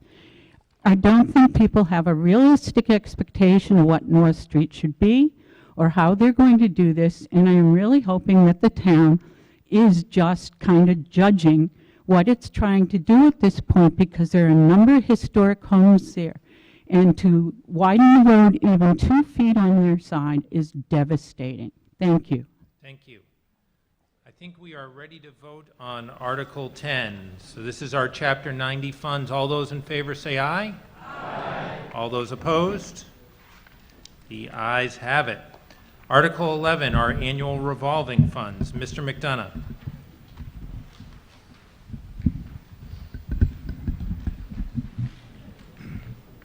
Mr. Moderator, I move to approve Article 11, as shown on the screen, or screens in this case, and printed in the warrant, and to authorize the total expenditures from the following revolving funds pursuant to general laws, Chapter 44, Section 53E and 1/2, for the year beginning July 1st, 2017, to be expended in accordance with the bylaws heretofore approved. Mr. McDonough. So as you perhaps noticed, this is, I believe, our lengthiest bylaw. It will be a feature-length film, will be coming out soon. The use of revolving funds is something that's commonplace. And the purpose of this bylaw is really to provide for the purpose of this article is to provide for a new bylaw that relates to revolving funds, which is required by a law that went into effect last year called the Municipal Modernization Act. So the purpose of the MMA is to encourage financial and fiscal efficiency, and it also grants municipalities more local control in some of these financial areas. So this particular article sets forth the elements that are required by the MMA as it relates to the use of revolving funds. And there is a mention of revolving funds, I believe, in the handout, but it's essentially these things are money can go in from various fees and other sources, and money can go out of them without having to come back to town meetings. So they're individual little pocket funds that different departments can utilize to take care of business on during the course of the year. Any questions? This is a slightly different format due to the change in the law than we've had in the past, but it's essentially the same thing. We've had these funds for years. Anyone have any questions or comments on this article? Seeing none, all those in favor of approving the revolving funds and the appropriation for the same, say aye. Aye. All those opposed? The ayes have it. Article 12, Mr. McDonough. Mr. Moderator, I move to approve Article 12 as printed in the warrant. Mr. McDonough. We actually do not have any further commentary on Article 12. This just is to give the town, the selectmen, the authority to accept grants. I believe pretty straightforward. I think we do this every year. Any discussion? Seeing none, all those in favor say aye. Aye. All those opposed? The ayes have it. Article 13, accepting easements. Mr. McDonough. Mr. Moderator, I move to approve Article 13 as printed in the warrant. So again, this is just to authorize the selectmen to accept easements. Any questions, comments? Seeing none, all those in favor say aye. Aye. All those opposed? It is a vote. Article 14, sale of surplus property. Mr. McDonough. Mr. Moderator, I move to approve Article 14 as printed in the warrant. And this article deals with granting... Can I get a second? Sorry. Thank you. Don't jump I the gun, apologize. Steve. I'm so excited. This article grants the Board of Selectmen permission to sell surplus property of the town, exclusive of buildings and land. Any questions or comments on Article 14? Sir?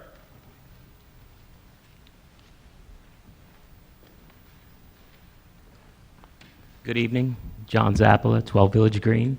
I'm really just looking for a clarification.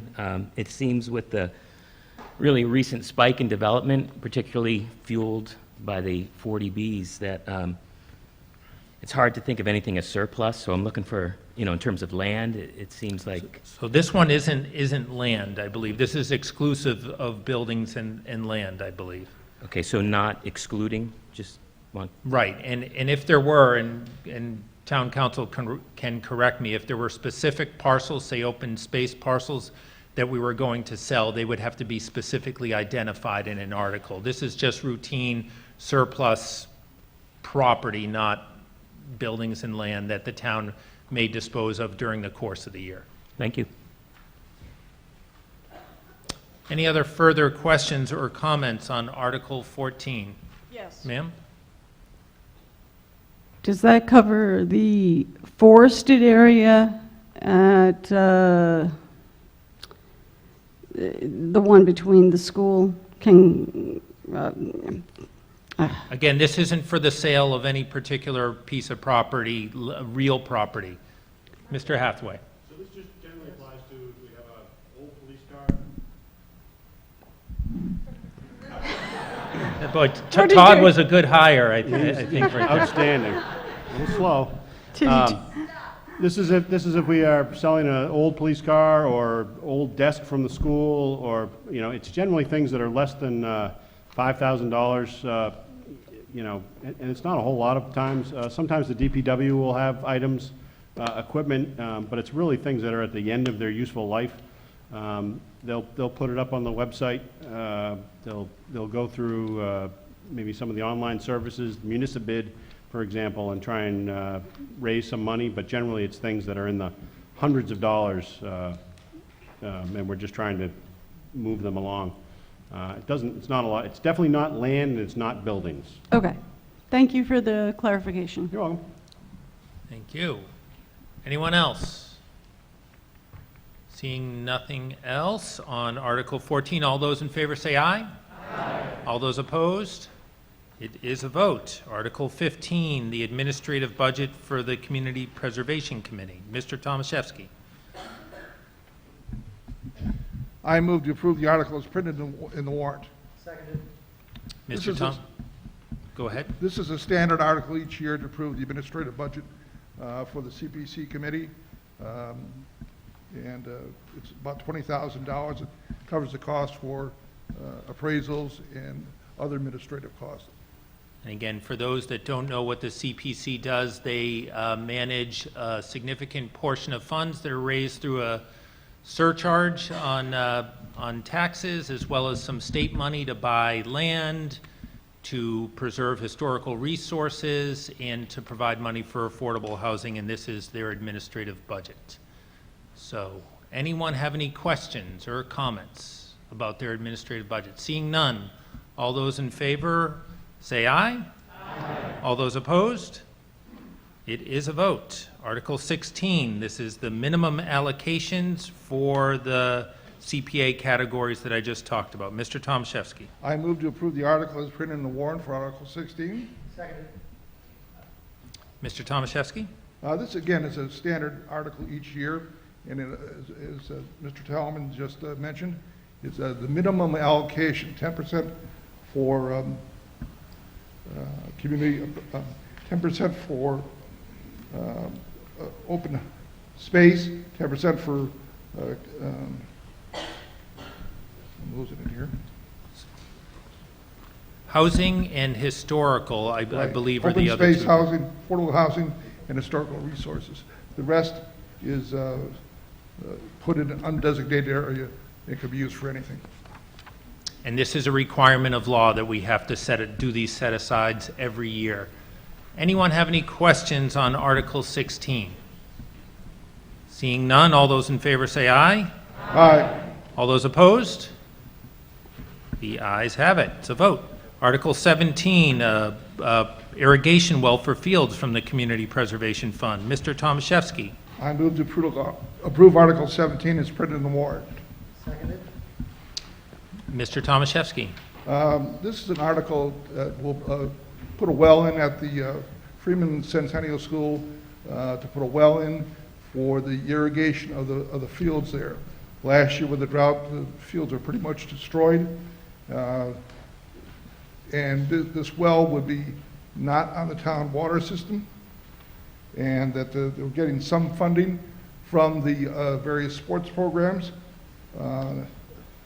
The article is totally supported by the DPW, and the well will be quite a distance from the town well. So depending on where the aquifers are, it will not be drawing on the same water supply as the town. Thank you, Mr. Tomaszewski. Ms. Proto, I see you standing. Well, I thought there might be some questions, and I'd be happy to clarify anything regarding this. This article will address 4 of the busiest fields at the Freeman Centennial Fields. We have 12 playing fields there, and this will address the Major League Baseball field, the busiest soccer field and the largest soccer field we have in town, which is, we know it as Field H, which is currently closed right now. It's the second time in 2 years we've had to close it for a season because it's just so dry it needs that much more time to recover. And then another soccer field and also the football field. So Norfolk Medfield Millis football, Vikings football, is now in Rentham. So this field was used only for football, but now it is also the outfield of the softball field, and we will also be supporting soccer for older kids. And the football will be back to place a limited amount of games as well. The well that we're putting in is a bedrock well. It goes down fairly deep. The town wells are much shallower. They're about 50 feet deep. So if you have any questions, I'll be happy to answer them. Right here at the mic to my right. Good evening, Fran Sullivan, 3 Margot Way. I'm just curious if the project will have a rain gauge on it, or will they just go on at 1 o'clock in the morning, every morning, no matter what the weather is, whether it's pouring or whatever? So there are 4 goals why we were submitted this article. One is to have safe, playable fields, and to preserve the town assets of the fields, to not use town water. There are 2 fields that currently have irrigation systems that were put in eons ago, longer than I've been around, and they are tied into town water. We're going to take them off of town water, so we do not use town water. And then the last but very important goal is for the town departments such as DPW and Recreation to be the leaders in the maintenance and the management of the irrigation systems. They will absolutely have a rain gauge. We're not looking to have plush green, fully, grass everywhere. We're looking to maintain the grass so the fields don't die out. Thank you. Christina Gleason, 249 Main Street. I feel that the town can spend that $86,000 from the Community Preservation Committee in a better way. I think it could be combined with other funds from the Community Conservation Committee and be put forth to affordable housing to bridge the gap so that we can have enough affordable housing in town to meet the safe harbor requirement by town and help stop and prevent further high-density development in town. Thank you.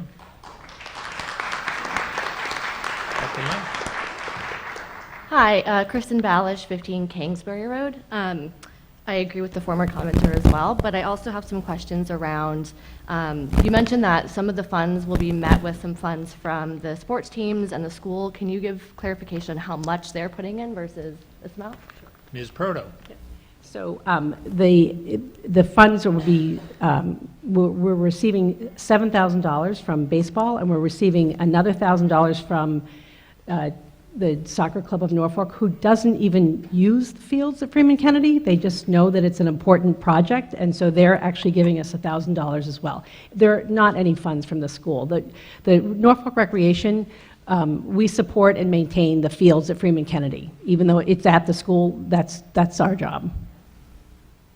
And thank you. I have just 2 more quick questions. One is this the full final estimated cost, or is this just kind of the initial cost and we don't know what the full cost would be? Ms. Proto. Do you have another question? Yeah, I guess my last question is, worst case scenario, if this did not pass, what would that mean for the sports teams? Would it mean fewer games? Would it mean that they have to share lesser fields? Like, it does feel like $86,000 is a very large amount given everything else we've passed today, and it could be used in a different way. So I am looking for information on what would the impact be if it did not pass? So first, to address the amount, so the $86,000, if any of you have put in a well, it's there's this unknown amount because you don't know how deep that you have to go. So what I did was, so first off, it is a bedrock well, so it does go into the bedrock versus the gravel wells that are used for large wells such as the town wells. So there is that unknown. So what I did, I took the quote that I got for that included 300 feet, and I put the contingency of 800 feet. There are wells all over town, and you just never know how far you're going down. Norfolk Recreation has put aside an additional $3,000 to $10,000 if there's something else that needs to be done, so we can complete the project. However, with the sports organizations putting in the funds, we should come in below that $86,000. So, okay. And the impact, Ann, if they're not? So when we can't use one field, we have to double up and triple up on other fields. So we're running out of time. And we did a master plan, we're short of soccer fields as it is. So people are, trying to find space wherever they can. The good news is we have 1,000 kids a week using our fields for practice and then for games on the weekends. They're doing good things. And we have wonderful sports organizations in town. I can't tell you, Lions Soccer does a phenomenal job. Travel Soccer or the Soccer Club in Norfolk, a phenomenal job, as does Norfolk Baseball and Norfolk Girls Softball. And we have men's leagues as well. And we have adult soccer for women, so. Mr. Weddleton.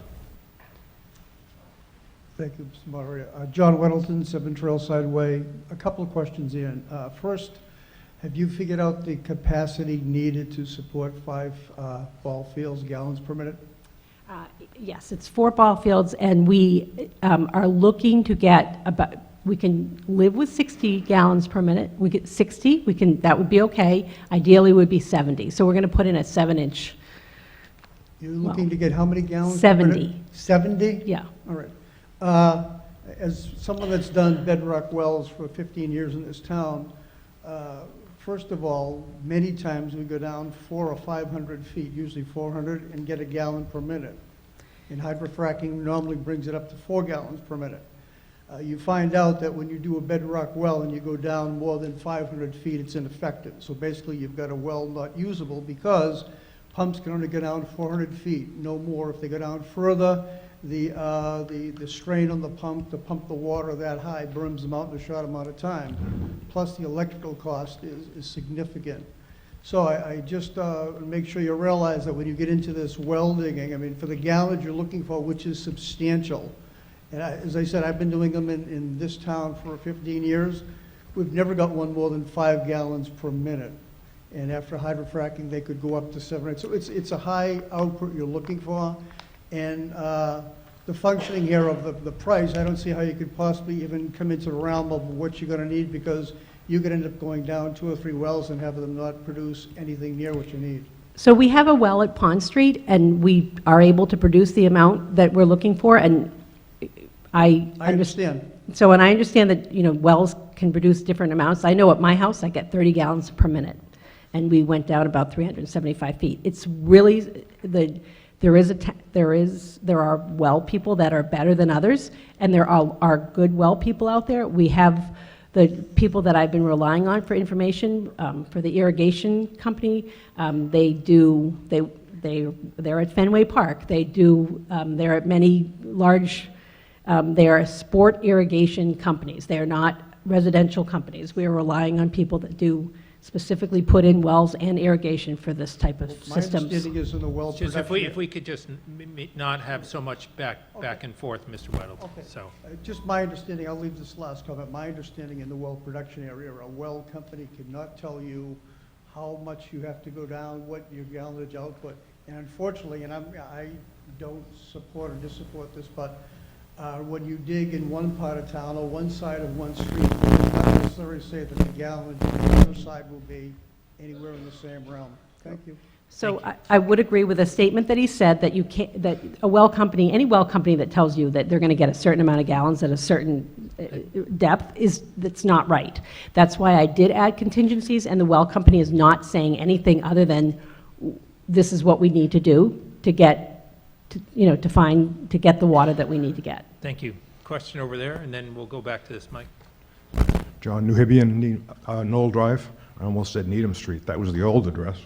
Anyway, I have two questions, Mr. Moderator. One is, are we currently using town water for this, and is this going to save us money from the town water that we're using? And the second question is, I noticed that the advisory board wasn't unanimous on this. I wonder if there's a minority report. I'll leave that to the advisory board. I'm not really that interested in minority reports, having them expressed, but if any one of those minority want to get up and give their opinion, they can. And she had some questions about whether there was town water and some cost savings in relationship to that. I don't know who would be equipped to, if you are in, Yeah. sure. So two of the fields, the football field and the Major League's baseball field, both have irrigation systems, and they are tied into town water. Those organizations have paid the bill in the past for the town water, but most importantly, we're not going to be using town water anymore. We're not going to be taxing the amount of water in a tank. We're very conservative, and we do use, and the organizations use the water in conjunction with DPW knowing about it. It's all monitored. But the best thing is that we're not going to be using town water at all. Thank you. Right back at this mic. Jack Oliveri, 4 Barrel Place. Since you don't know how deep you're really going to go, whether it's 200, 500, or 1,000 feet, has any study been done to see what impact pulling water out of the aquifer in that area would have on the either private or town wells in the area? I mean, we're all pulling water out of aquifers, and maybe the same aquifer. So has anybody done a study to see what impact there would be on private wells in the area or town wells? We have not done a feasibility study. At one point, we got an estimate for a feasibility study at $20,000. But we do know that it's a different kind of well than the town wells, and we're 2 miles from the town well. So I don't want to speak for Bob, but he believes that this will not have any impact.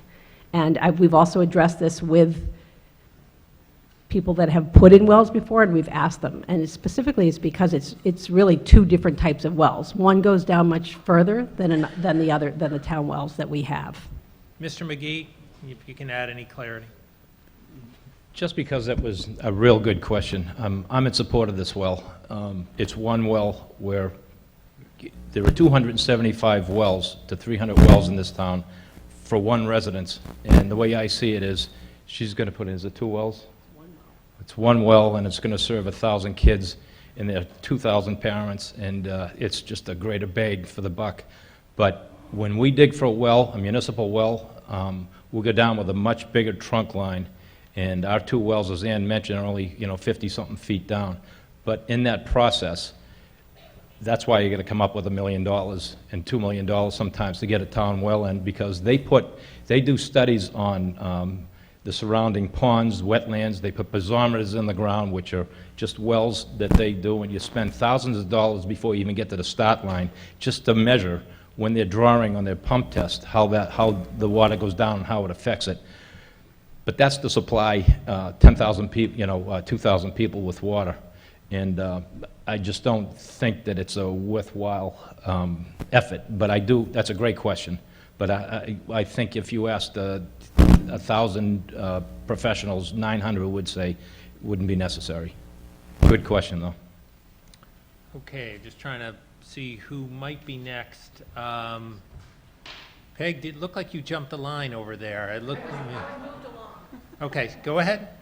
I just wanted to say that the minority report, Peg Driscoll, 3 Brewster Road. Thank you. That the minority report was very much like the question the gentleman just asked about the aquifer and whether, what's the difference between going to take our own town water or going into the aquifer again for more water, and how will that affect us in the long run? So I think we had some questions that a couple of us felt were unresolved. So I just wanted to bring you up to date on that. And while I do not want to shut anyone off, we have heard that concern. If that is your concern, I do want to avoid repetition, but if anyone has anything new, we have next in line at the mic to my left.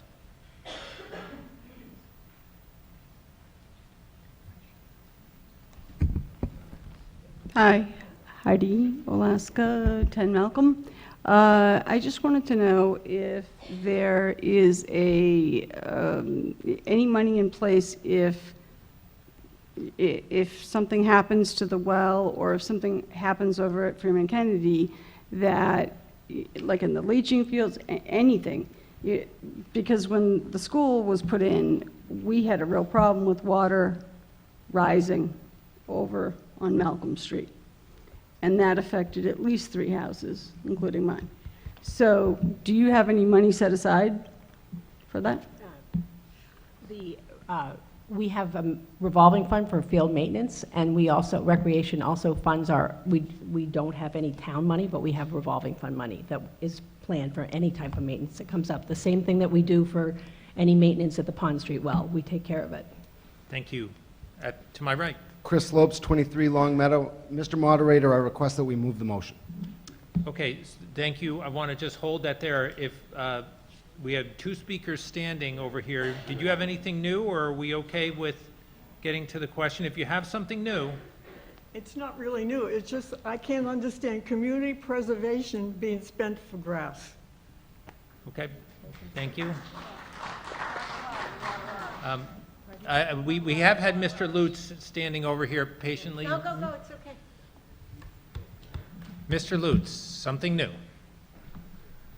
Just to respond, recreation is part of what is covered under the Community Preservation Act, and that is why this is an eligible article.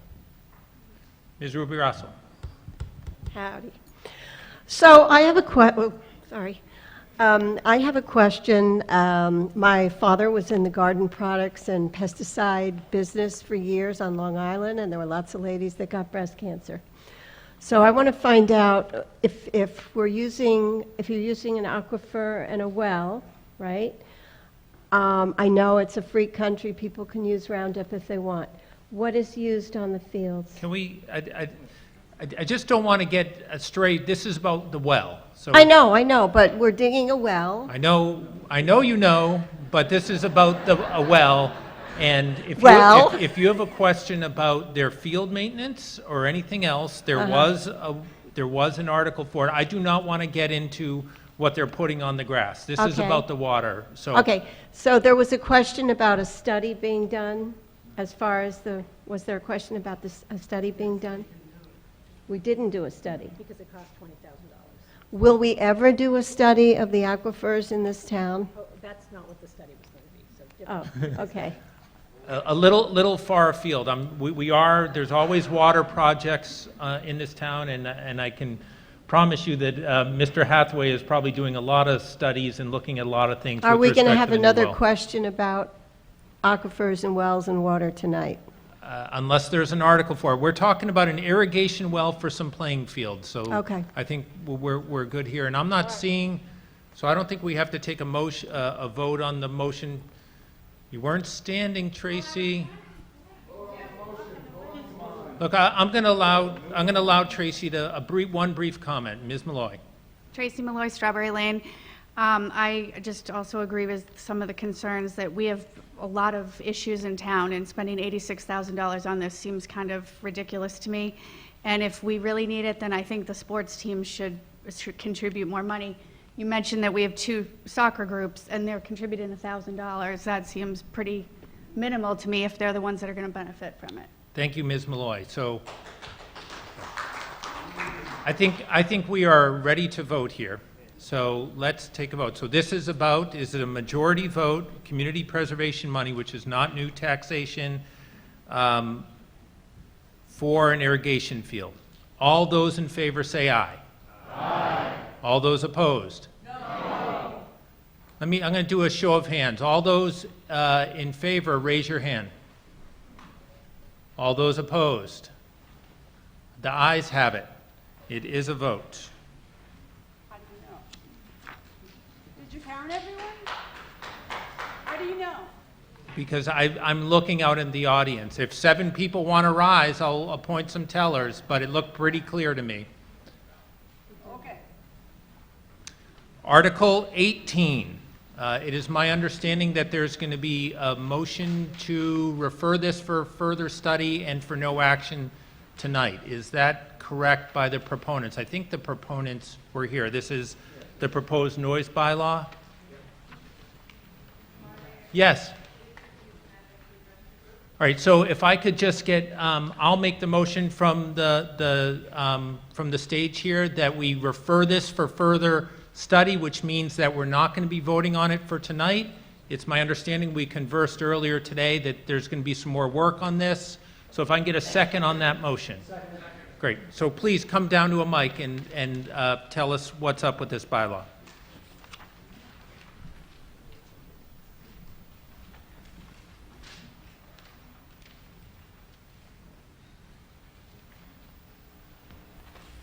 Good evening.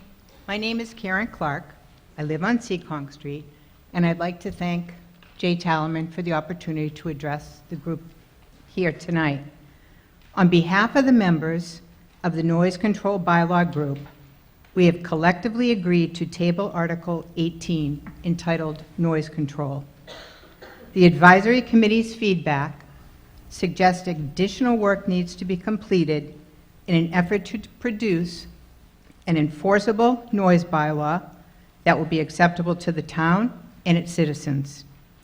Norfolk's current bylaw was penned back in the 1960s, and the method of noise measurement is antiquated. In fact, the decibel meters once used are no longer in production. Research has proven excessive noise degrades one's quality of life and property values. Our town is changing, and the need for an updated and enforceable noise bylaw is long overdue. Our goal moving forward is to work side by side with our town planner and town officials to create an updated noise bylaw for, hopefully, fall town meeting. We thank you for the opportunity to be involved in this process. Our objective is to protect the citizens of Norfolk from excessive and unwarranted noise. I thank you for your time. Thank you very much. So this was a motion to essentially postpone, so I do not want to have any discussion on the bylaw itself.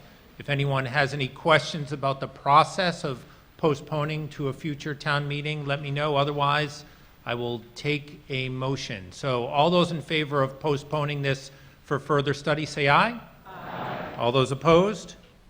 It does pass. So we'll see you at the next town meeting, hopefully. Article 19, a zoning article regarding child care facilities. Mr. Sneed. Mr. Moderator, I move to approve Article 19 as shown on the screen and as printed in the warrant. Terrific. And it's my understanding that I have a letter here from the planning board recommending approval of this. Is that right, Mr. Byron? Yes, planning board supports this article. Thank you. Mr. Sneed, if you can give us just a quick explanation. This article is essentially technical corrections to the allowed usage part of the zoning bylaws. Our town planner noticed that certain areas that allowed certain types of activities similar to child care facilities did not specifically mention child care facilities. So this merely adds that as an allowed use in those zones. And the secondary change is, again, just a correction. The deletion of daycare, family, home in one part of this, of the zoning bylaws, because there is no town oversight for that type of activity that's purely regulated by the state. Thank you, Mr. Sneed. Seems like mere clerical changes and corrections here. Anyone have any questions or comments on this zoning article? It requires a 2/3 vote. Seeing no questions or comments, all those in favor say aye. Aye. All those opposed? And the ayes have it. A 2/3 vote. Article 20, Lake Street acceptance. Mr. Sneed. Mr. Moderator, I move to approve Article 20 as printed in the warrant. Mr. Sneed. Lake Street, as many of you know, is a dirt road that runs through a wetlands area. It is unpaved. Several years ago, the town approved a project to pave the road, but that has been held up by legal obstacles. The purpose of this article is to resurrect that project and move it along by either eminent domain or other processes that might be needed in order to resolution of the current legal actions specifically.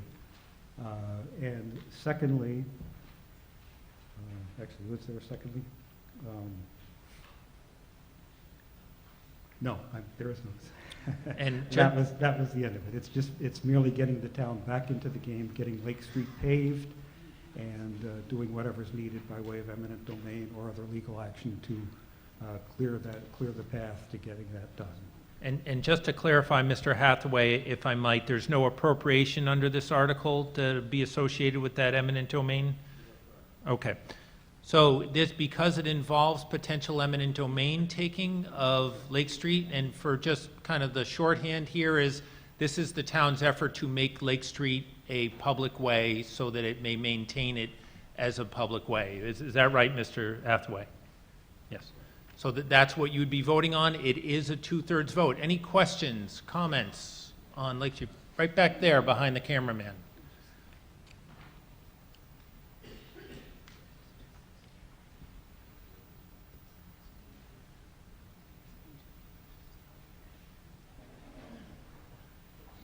Good evening, Mr. Moderator, Board of Selectors, Mr. Hathaway, advisory members.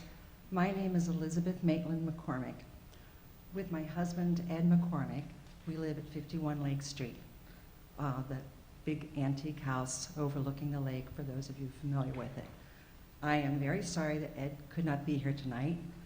He had back surgery this morning with a bit of a complication, and I can tell you I am sorrier than he is that he's not here addressing you this evening. Mr. Moderator, I hope that you might indulge me a little bit with perhaps a little bit extra time as to what you allotted earlier, in light of the fact that we are of the opinion that this article and the subsequent article go hand in hand. A lot of my points have to do with the second article, the matters that have already been approved by the town, which is the very meat of why this article is on the ballot this evening, the warrant. Sorry. It's my husband and I who are the litigants in this matter. We're the culprits, we're the thorn in the side. The litigation concerns the actions of the town in cutting down trees on our property, and the town... Ms. May, I want to, and I will give you, I really, really don't want to get into the litigation. I don't think that it's fair to you or fair to the town. This is about acceptance of the roadway. If you are against acceptance of the roadway, please tell us why.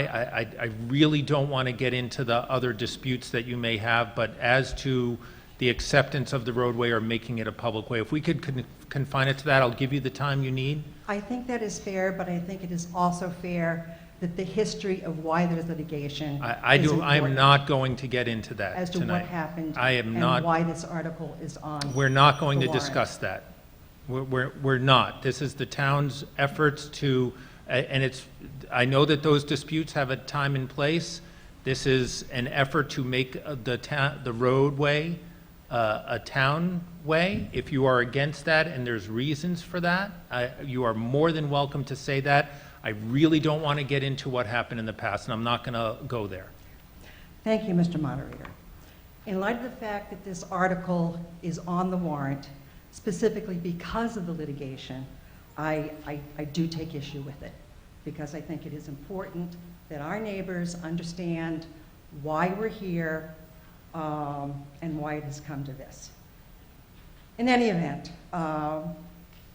the concerns that we've raised over the paving of Lake Street have primarily to do with the ownership of Lake Street. Lake Street, as you probably know, is a very old road. Our home, located on the curve at the crest of the lake, was built in the early 1600s. It predates the town of Norfolk, It predates the Commonwealth of Massachusetts becoming a state.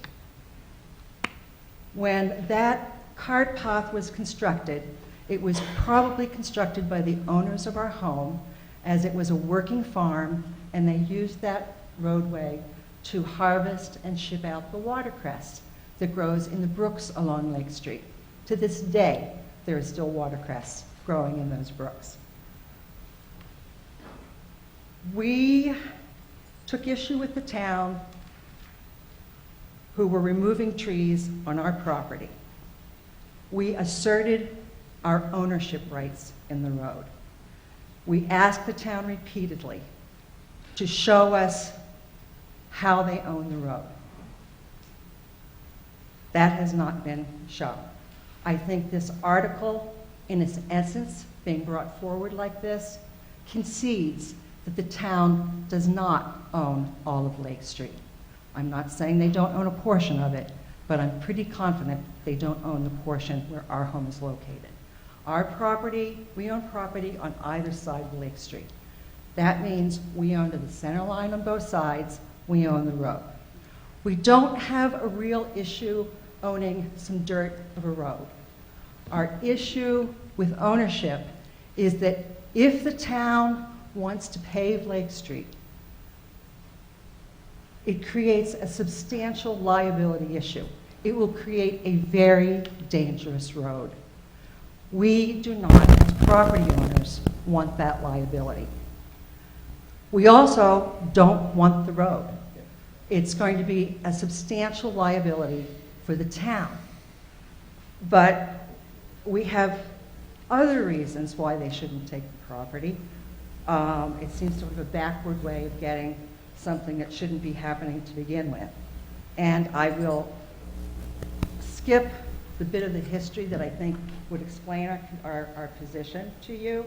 And a lot of the discussions and our reasons for not wanting to pave the road have to do with the safety of the property.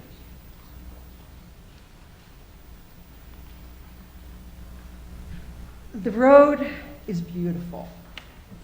It's an old gravel path of varying widths with some beautiful homes along it.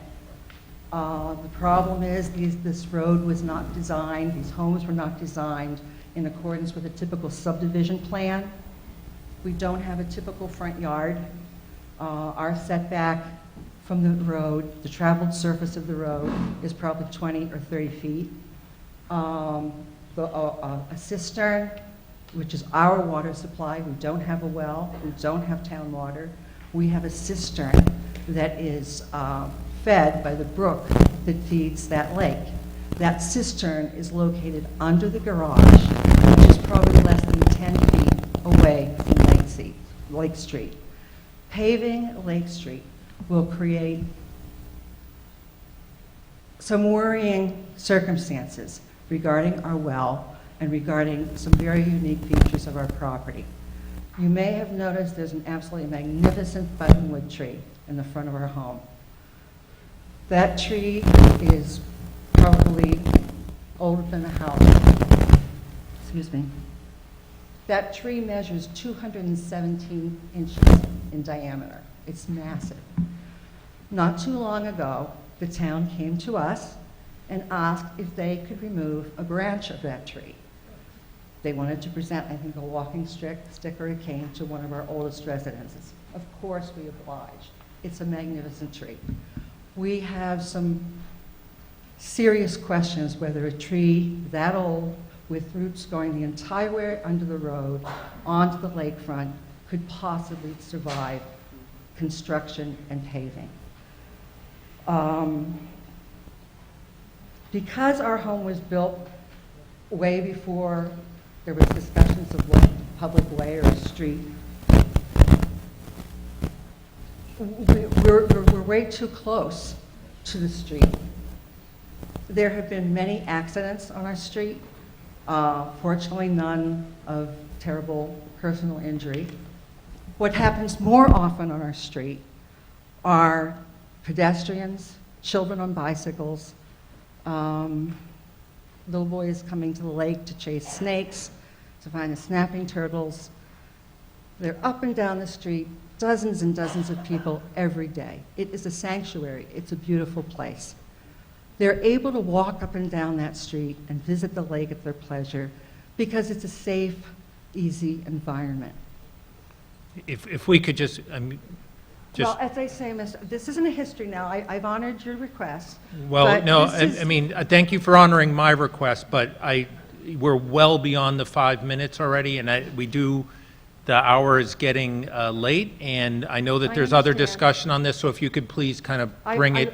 it around Thank to you, a Mr. conclusion. Tellerman. It is an extremely personal issue. It's a personal taking of some substance from us. And I think, living in this town for 30 years, I think we have a right to express our feelings as to what our upset is over this. The primary problem with Lake Street is that it was never built as a road, as a typical subdivision road would be built now. It was a cart path. Year after year, they would just pave it a little bit more, bring in some gravel, put it on. It's fine. It keeps the traffic slow. It allows pedestrian use. It's a very friendly street. What the town proposes to do is to come in and simply pave it. That's our major problem. If they want to build a safe road, then build a safe road. But you can't slap asphalt on top of gravel with no drainage. And believe me, that is the serious problem on our street. Absolutely no drainage, causing sheeting and siltation ponds being formed. And So driving again, up if we you wouldn't believe. can, I really need you to wrap it up Okay. here. Thank you, Mr. Tellerman, for your tolerance. Sorry?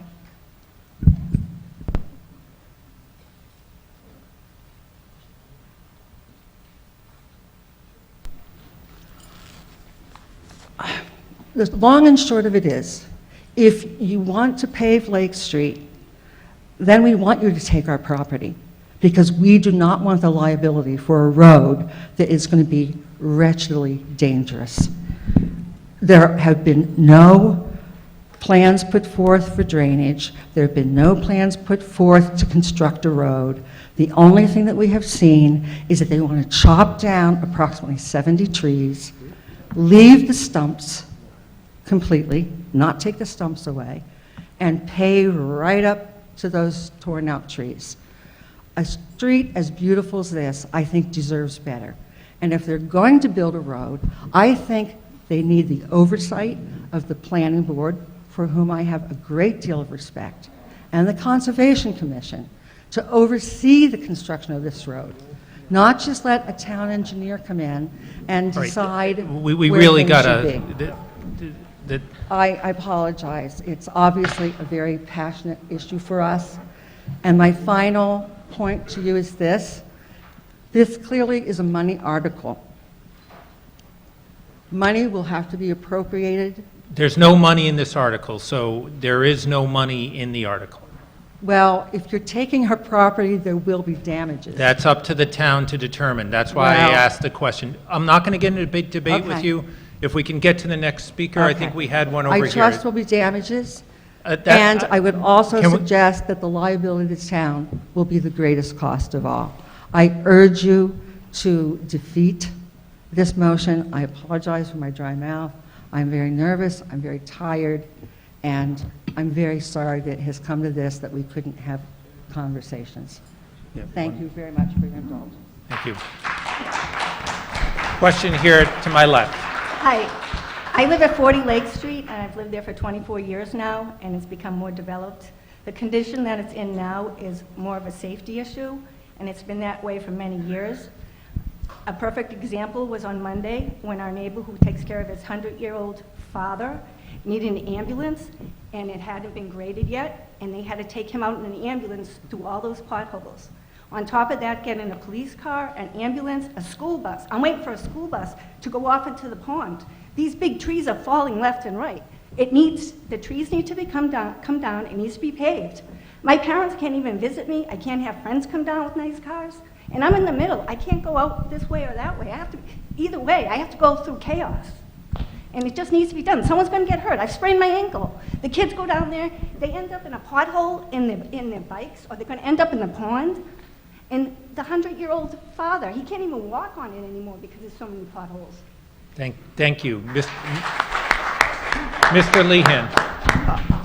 Mr. Moderator, if I can go back to what this article is. This article is simply, is it a town road or is it not a town road? That's what this article is. I understand all the concerns and debates that flow into the following article, which is a petition, by the way, not something brought forward by the town. We do not maintain public ways. If this is not a town road, we're not going to plow it. Oh, excuse me, private ways. If this is a private road, we're not going to plow it. We're not going to maintain it. We don't maintain private ways. We want to maintain this road. This road needs repair. Whether it's paved or not paved or filled with dirt, gravel, or whatever is another decision that's yet to be made. This is to maintain the road so an ambulance can get down, a school bus can get down. We feel that that's a moral obligation that we have for the other people that live on that street as well. That's what this article's about. Is it our road or is it your road? If it's your road, we don't maintain it. That's the article. To my right. Thank you, Richard Day, 27 Lake Street. So I'm one of the other people that live on Lake Street, and to your point, sir, I need that road maintained. I need that road paved. I need that road serviced. I need that road plowed. I need literally every day 6-inch potholes filled so I don't damage my car, so my son doesn't fall off his bike, so we don't have more accidents on that road because people can't properly steer their vehicles through the potholes. So again, to your point, if the road is considered a private road, who is going to pay, who am I paying, or who should I be receiving money from to maintain that road if the town's not going to do it? If it's a private road, would the folks who brought the litigation, would you be willing to pave plow the road? I assume that's just a rhetorical question. We're not going to get into questions. It's a real question, right? If it's a private road. But we're not answering it here tonight. But if it's a private road and they're responsible for maintaining it, are they even willing to do that? If not, that goes back to this point. If they're not willing to maintain that road, then that sort of answers this question, does it not? I'm not here to answer those questions, and I think I respect it and the discussion point that we get from that. Chief Bushnell. Thank you, Mr. Moderator. Cole Bushnell, Fire Chief here in Norfolk. Not wishing to enter the fray, but certainly wishing to maybe expend some of my limited popularity in the community. But on this particular issue, I feel I have a moral obligation to speak out. The people who live on Lake Street from time to time require emergency services, whether it's from the fire department or our colleagues at the police department. I can tell you firsthand, on Monday, responded to a call for emergency medical assistance on Lake Street. I had a police officer in front of me. The on-duty shift was tied up in another medical emergency. I can tell you, coming in from the Medway Street side, it was great adventure. I felt like I was part of an action-adventure movie going down there, and the police officer felt the same way. When we finally did arrive and we had to bring in a mutual aid ambulance, there just wasn't enough room to move. Mutual aid ambulance struck our engine, leaving with the patient. Moving forward, without having something done to the road, and I'm not certainly saying that paving the road or crushed stoning the road or adding gravel to the road, something definitive in terms of a surface that's acceptable and engineered for the purpose of traversing emergency vehicles is something that's really needed for that area. Without it, those who live there, I hate to say that you have personal peril, but that's the way it is.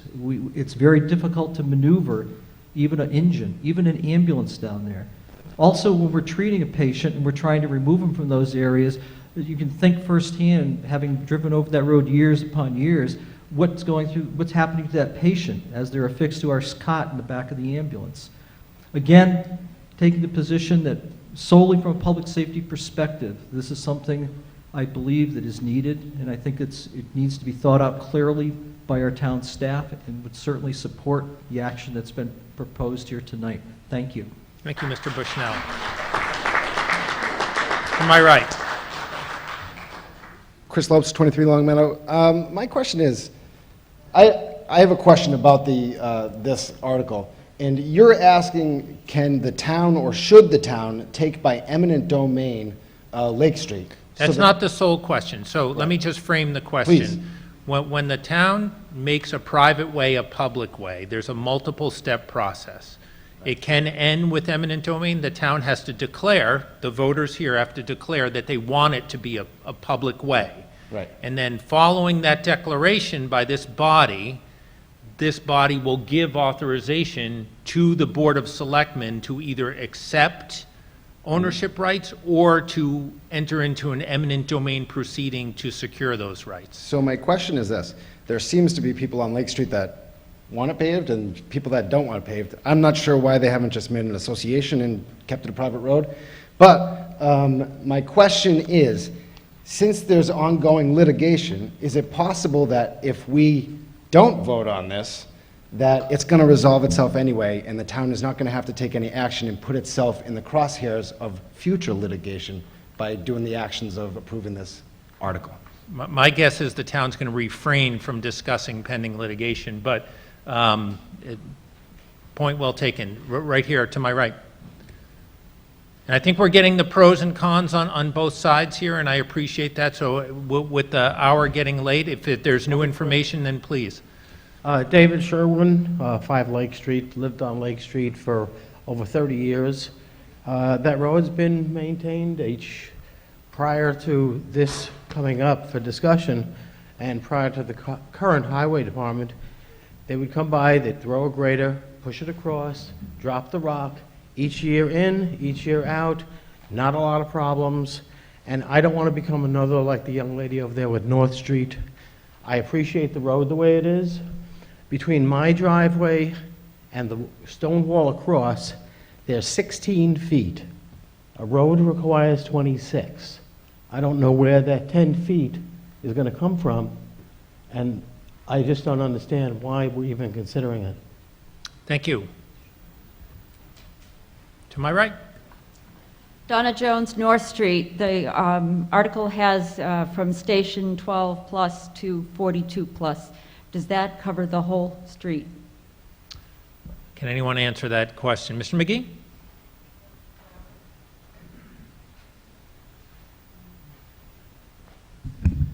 I'm assuming those stations are correct.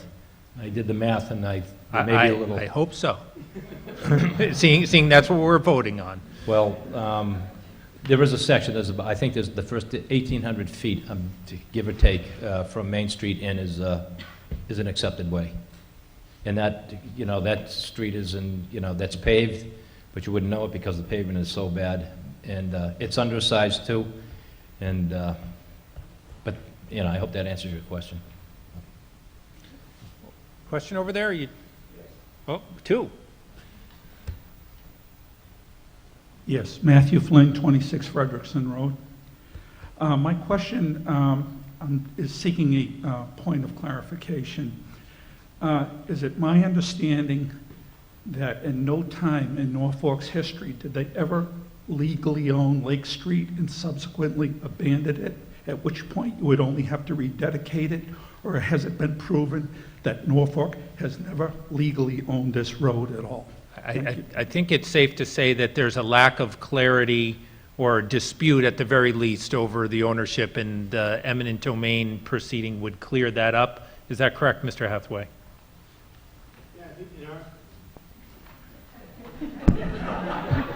And believe me, I do not want to get into the history, as I said to the initial speaker here. So we're here to clear up the ownership and the status of the roadway. And that's all we're trying to do, precisely. We believe in our attorneys, it's not Mr. DeLuca, but our attorneys that are working for our insurance company defending this claim, believe that we already own the road. And so we're trying to reaffirm that. This is a road that's been on town maps since, early 1900s, if not earlier. And we are trying to just remove this question absolutely. Our attorneys have looked at deeds for people on the property, they've looked at the assessor's information, and they believe they all show that this is already a public way. We didn't have, there's no, because this road kind of pre-existed the subdivision bylaw requirements, there was no formal process of accepting the road back then, just as if there was no, we never have an acceptance of Main Street, because that road has been in existence for so long. But again, it's on our maps, it's a road that we have maintained for decades. And there was, as my esteemed colleague points out, there was a vote at town meeting to try and make it a private way at one point, and that was voted down by town meeting. So that, you could have some reverse logic there and say that because of that, it is a public way. So again, we're just trying to reaffirm the ownership that we believe we already have. Thank you. To my left. I'm Rich Saccone. I live at 30 Lake Street. All the while that I've done things to my house, I've had surveys done. I have a definitive front property line. It's not the center of the road. The road is always shown on my plot plans as a public way. I would wonder if the town could just take care of the part that is shown as a public way and leave the part that's private to be private and dead-ended at both ends. And I think that's a question for another day, because as we pointed out, this has nothing to do with what may be paved or Right. may not. This is No, it's clearing just- up its status. I purchased my property on a public way, and I'd like it to stay that way.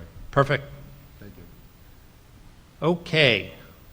This, again, requires a 2/3 vote because it may involve eminent domain. All those in favor of acceptance of Lake Street, say aye. Aye. All those opposed? No. Let me do a show of hands. All those in favor say aye. Aye. All those opposed say no and put a hand up. You know what, given how passionate people are, I'd like to count it really quickly. If I could get a few tellers. Mr. McGee, could you be a counter for me? Mr. Lutz? And one more, Ms. Valley?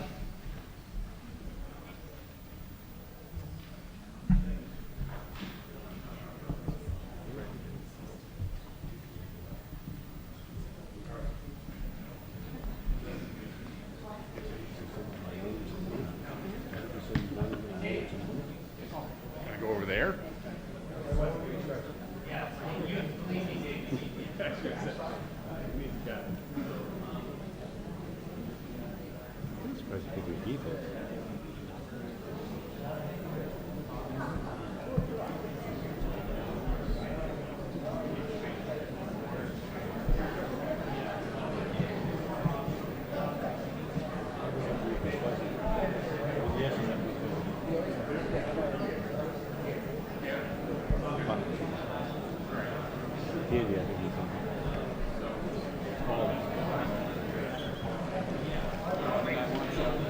You don't think not all, just some of them.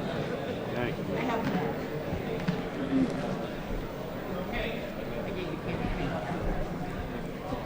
You know, McGee's not very good at math. All those in favor of accepting Lake Street as a public way, please put your hands up so we can get a count here. Both hands? Jack, behave. Hands. You said hands.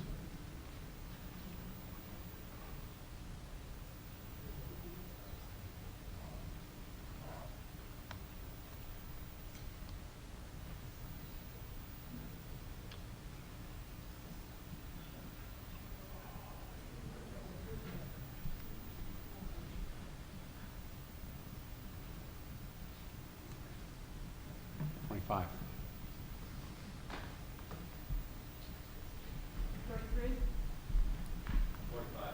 45. Okay, you can put your hands down. All those opposed to accepting Lake Street as a public way, please put up your hands.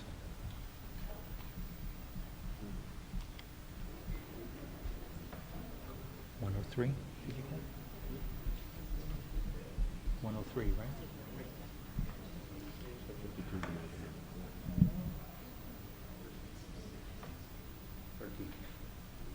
13. You got the front row, Dave, here? Oh, sorry, 13? 14. No. I got these people. I didn't get- I Okay, didn't get so our- 13 then. Yeah, Okay. 14. 13? 19. 19. 45. The vote is 103 in favor and 45 opposed. It is a vote. It is, passes by a 2/3 majority. Thank you for that and for your patience.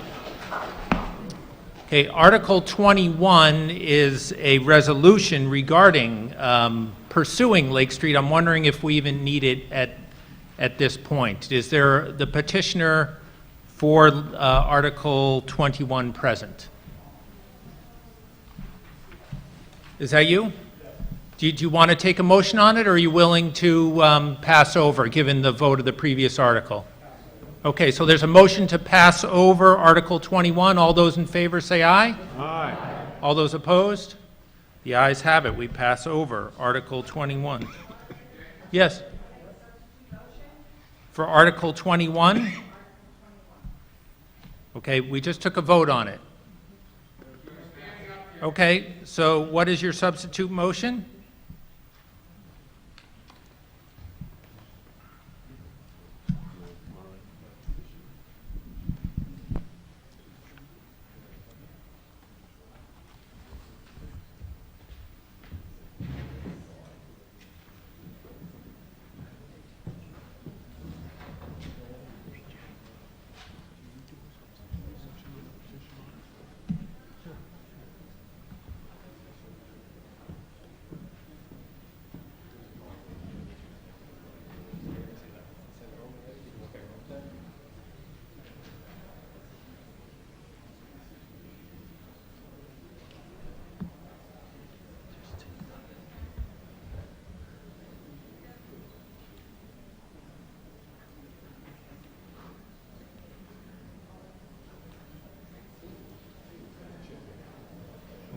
So, I've taken a look at the substitute motion. The original motion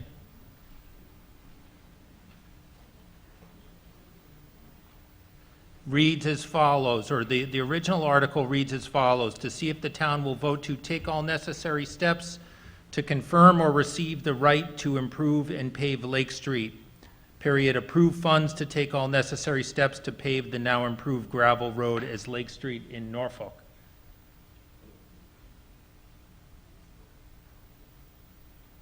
The substitute motion appears to be within the same general spirit of that, so I'm going to say it's within the scope, and I'll let the movement read it for town meeting.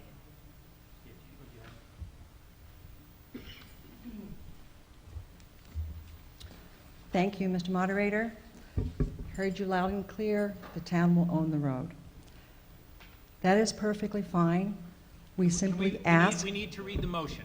Okay, I was just going to introduce it first. Okay, the substitute motion is this: to see if the town will vote to approve funds and to take all necessary steps to construct, improve, and resurface the now unimproved Lake Street, Norfolk, Massachusetts, in accordance with engineering and design plans submitted to and approved by the Planning Board, in accordance with the rules and regulations of the Planning Board for the construction of subdivision roads within the town. Said construction, improvement, and resurfacing shall conform with said regulations and requirements, including, but not limited to, substructure, construction, drainage, and sorry, I lost my place, and all matters addressed in the rules and regulations, excepting only the regulations regarding the width of the road, which width shall be limited as shown on the plans heretofore prepared, and the surface material. If deemed appropriate in this application, the Planning Board may consider a surfacing material other than asphalt and any other waivers from its rules and regulations. The removal of trees shall be limited to the greatest extent possible, and any removal of a tree shall include the removal and grinding of the stump of said tree, with the area disturbed after said removal seeded and maintained. Further, for every tree removed, a replacement tree shall be planted of the caliber deemed acceptable by the Planning Board, in accordance with its rules and regulations and scenic road policy. Property owners shall be compensated for the removal of trees from their property and awarded commensurate damages for the taking of said trees. All plans for the construction, improvements, and resurfacing shall also be submitted to and approved by the Conservation Commission for the protection of wetland resources prior to the commencement of any work upon the roadway. Abutters to the street shall receive notice of all hearings regarding the approval processes by any board, committee, or commission. Okay. Thank you. So it's been moved in second. I do want to state for the record here that even though I'm allowing the motion in the spirit in which it is intended, and I try and allow all motions to amend if they're within the general spirit, it does have certain elements to it that are unfunded, that would require funding, and therefore cannot be put into effect. It does say to approve funds, but there is no actual approval of funds in here or an amount. It does require certain boards to do things that may be beyond their authority, but in the spirit in which it is intended, I will allow a vote to see if you want to amend with the motion on the floor. The original motion on the floor is to pass over Article 21. So if rather you would rather discuss this, you vote yes. If you want to go back to passing over Article 21, then vote no. So those are your choices. There's a lot to this, and it's a lot of discussion about Lake Street, but it is a fair motion. I'm going to allow it. So, Mr. Dooley, do you have a question or a comment on this? Just comment. I believe this is a beautiful motion. I believe it's, I'll bow to your wisdom that it's within the scope because it seems pretty extensive. But I would urge everyone to vote no on this from the standpoint of, while this is an elegant motion and this is wonderful, this needs time to be vetted. It needs to be vetted by the planning board, needs to be vetted by the zoning board, by the DPW. There's a lot of moving parts in this motion. There is a lot of things in this. We need to know the finances. We need to know what compensation is required. We need to understand what the actual subdivision road plan would be. We need to understand what the road widths are. There's 52 different moving pieces in this motion. And I don't believe it's fair for the town or the people of this town to have this popped on them at the last second and be expected to make such a comprehensive decision regarding this particular motion. I believe that we should vote no on this and have this be brought back forth before the town with proper vetting in the fall town meeting. And so I would encourage everyone to vote no. Thank you. Thank you, Mr. Dooley. Mr. Sneed.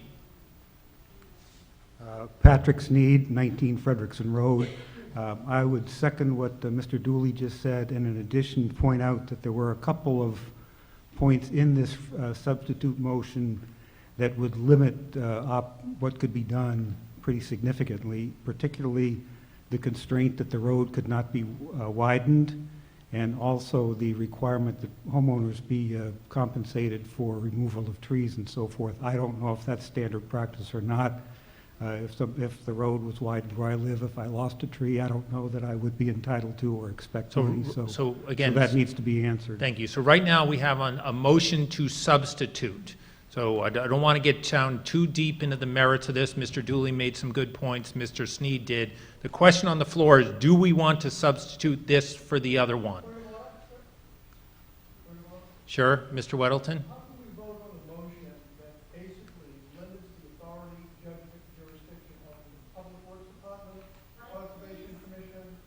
So let me rephrase what Mr. Weddleton said. His question is how can we as a town meeting vote on something that may limit or somehow constrain or force a board to act in a manner that may be beyond their jurisdiction? It's an interesting question. There's very limited case law on voting on things that are illegal in nature.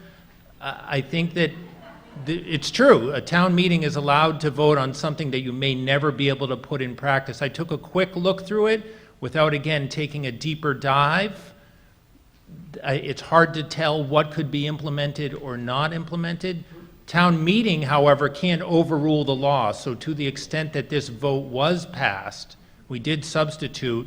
Nothing this town meeting could do would supersede the state law in terms of those boards' jurisdictions, which is what I said at the outset. That being the case, within the spirit of what town meeting is as a deliberative body, I've allowed the motion to go forward. Again, what we have on the floor is a motion to substitute, not to get down into the minutia of what's been proposed. Mr. Fronczak. Arthur Fronczak, 14 Main Street. I wasn't here when this was discussed at the advisory board, but just as a citizen, I understand that, so I'm speaking on behalf of... There's just on the motion to substitute. I don't want to get I in the think weeds. it's valid to then try to consider the additional motion because Article 21 was originally put on with the intent of just charging forward. The motion on the floor Is to is a substitute, motion yes. to pass over. And I support that. So you're recommending to vote no on this? I'm recommending I'm recommending to vote yes on the substitution. Okay. Thank you. Mr. Rosenberg. And then I want to get to a vote on the motion to substitute. And then if it's substituted, then we can get down into the weeds.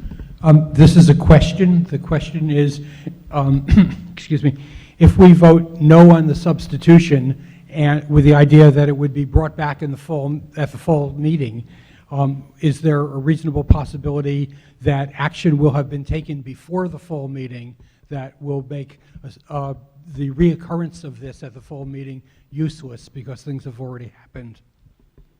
It's always a possibility, but what I'm hearing is that there's a lot of process there. I don't think anyone here can predict the future there, though, but it's a good point to make, Mr. Rosenberg. Thank you. Sir? Hi. And then I want to really take a vote on the motion to substitute. I don't want to get too deep into... Can I withdraw the petition at this point? It hasn't been voted on. No. Okay. Sorry, thank you. Good try, nice effort. All right, listen, let's take a vote on the motion to substitute. Jeff, unless Mr. Palumbo really wants to talk on just the motion to substitute. And I think he does by that slow walk up to the mic. So he's going to buy me drinks later for that. But go ahead, Jeff. You got a deal, Mr. Moderator. You know, I thought I would speak on this because I've seen this issue now for some time, both as a member of the Planning Board and now as a member of the Board of Selectmen. And I personally walked along with my fellow members of the Planning Board, Lake Street, on 2 occasions, once in the rain, I'm sure my colleagues will remember. So I think the approach that we try to take in this town is to try to take a reasonable man's or reasonable woman's approach to challenges, and I believe that that is something that was arrived at with hard work done by the DPW and discussions, deliberations with the Planning Board. So, you know, my request is that the town not constrain the experts that are in place, that we have in place, that guide this town so that we can finally move forward with a reasonable solution to the challenge on Lake Street. Thank you. Okay, so we have a motion to substitute. Again, if you want to discuss and vote on the substitute motion, you vote yes. If you don't want to discuss the substitute motion and you want to go back to the original motion, which would be passed over, there's a motion on the floor to pass over and move on, then vote no. Clear? If you want to discuss and consider the substitute motion, which has all the details that would be required for the construction and consideration of Lake Street, vote yes, and we'll continue to discuss it. If you want to reject consideration of this substitute motion, vote no, and we will return to the prior motion, which was to pass over the minimal language of Article 21. So again, a vote for yes continues discussion on this lengthy motion, which I think Mr. Dooley called elegant, beautiful, and wonderful in one sentence. And it is very well known. Yes. And then, so if you want to discuss it more, vote yes. If you want to move on with town meeting, vote no. Okay? So, all those in favor of further discussion of substituting the motion, please say aye. Aye. All those opposed? No. Okay, the noes have it. Thank you, though. I very much appreciate it, and thank you for all your patience. Sometimes a little messy at town meeting, but it's important that we get through these and everyone has a chance to submit their motions. Okay, so we're back to the main motion, which is to pass over Article 21. I think we don't need any further discussion on that. All in favor of passing over and moving on to Article 22, say aye. Aye. All those opposed? It is a vote. Article 22 regarding Spectra. Before we get started on this motion, this is a resolution for Spectra. It's an important item, and people put a lot of work into it, but it is not a binding article. It expresses a position. I will allow some discussion on it, but in that it does not bind the town to any future action, we're not going to have an hour-long debate on it. But we have the proponents here, so I'll have your motion. Is there the clicker thing, or? Let's have a motion first. Can we get a motion? Your name and a motion, please. Angela Wilcox, 22 Fleetwood Drive. Motion to accept the resolution as shown in the warrant. Thank you. Second? Second. All right, motion second. Ms. Wilcox, short presentation.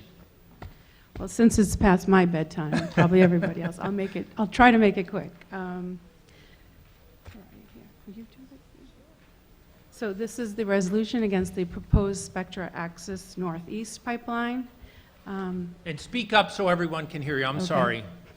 Can you hear me? No. Okay. Better. Go ahead. Jeez. Okay. So Norfolk is part of the Q1 loop. This is 21.2 miles. It's running through 9 towns. Those are listed right there. Next. This map here that you can see, the pipeline is the pink line that runs horizontally, and you'll see all of the black dots alongside. Those represent all the buildings and structures all along the pipeline route. Norfolk has one of the highest numbers of buildings and structures along the route in the Q1 loop. We have 598 within the blast zone and 763 within the evacuation zone. The proposed pipeline is a transmission line only. It's not a distribution line. It will not bring gas into people's homes for cooking or heat or anything. The actual size of the pipeline would be 30 inches in diameter. This is actually 28 inches, so it would actually be larger than this here. There is 750 pounds per square inch of pressure that we're running through the lines. Just to give you some perspective, the gas coming into a person's home is probably about under 10 pounds per square inch. So as you can see, there's quite a bit of gas rushing through these lines. Right now, there is an existing pipeline that is along the route. It's a 24-inch pipeline. So this line will not be fixing that or replacing that line. It's just an additional line that's going to be put in there and going straight through the town to bring gas to another area. It is not going to be, there's no benefit to the town of Norfolk. We'll not be getting any money or support from Spectra for this. You can see here is the evacuation zone. As you can see, the pink area is 3/4 of a mile wide. It's nearly a half a mile on either side of the pipeline. The Freeman Centennial School, or Freeman Kennedy School, excuse me, is not in the evacuation zone, but it is very close to it. I think we had some discussion earlier about the town's proposing to buy some land in Holbrook Street for another well. That would leave us with 2 wells on either side of the pipeline, pretty much one north of the other. And this route, as you see it here, is the way that Spectra is proposing it right now, but Spectra could change the route at any time. There were recently 2 leaks nearby. These happened probably in the last couple of months, one in Providence. Spectra's own crew caused the leak. It spewed for about 4 hours. It took them 4 days to assess the situation, to figure out what needed to be done to contain the damage before they could do anything. So meanwhile, methane was released into the air, and PCBs actually went into the groundwater. Hazardous waste is now was put alongside the road, but not to worry, they did throw some tarp over it to contain the toxins. There was also a second leak a few days later, so they're still dealing with that situation over there. North Weymouth, another leak happened just recently. Spectra wasn't aware of the leak until a neighbor about a half a mile away called and informed Spectra about the issue.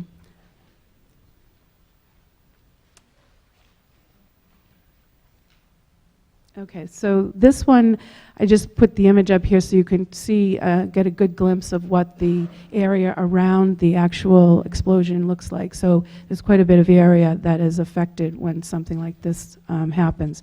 Some of the most common reasons for the transmission line failures include seam failures, corrosion, materials failure, and defective welding.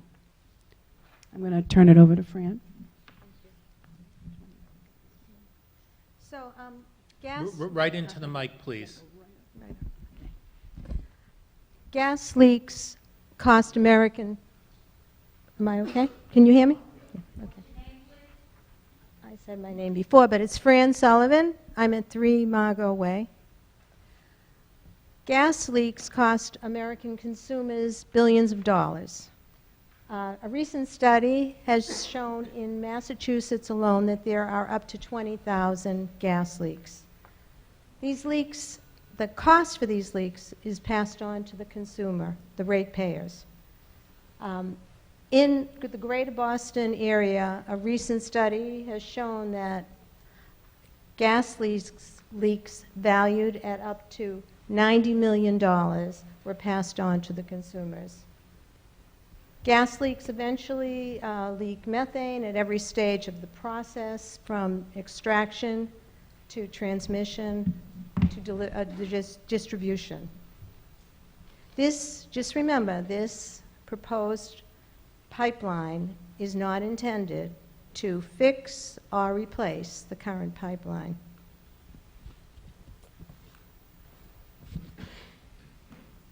Natural gas in pipelines, including transmission lines, is a threat to human health, from the extraction to the processing to the distribution of the gas. Air sampling near transmission lines and compression stations have shown that there are up to 60 known toxins that include carcinogens, endocrine disruptors, and neurotoxins.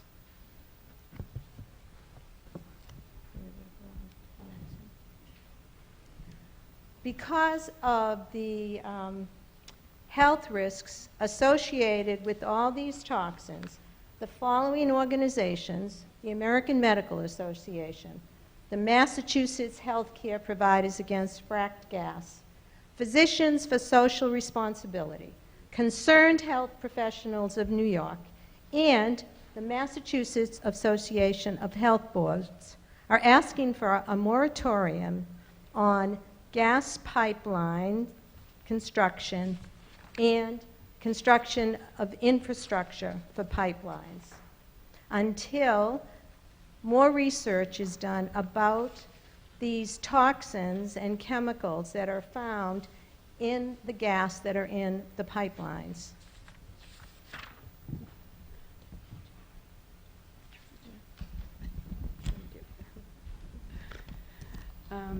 So in terms of property values, this image is actually very accurate. A lot of homes in the area are almost that close, if not closer, to the pipelines.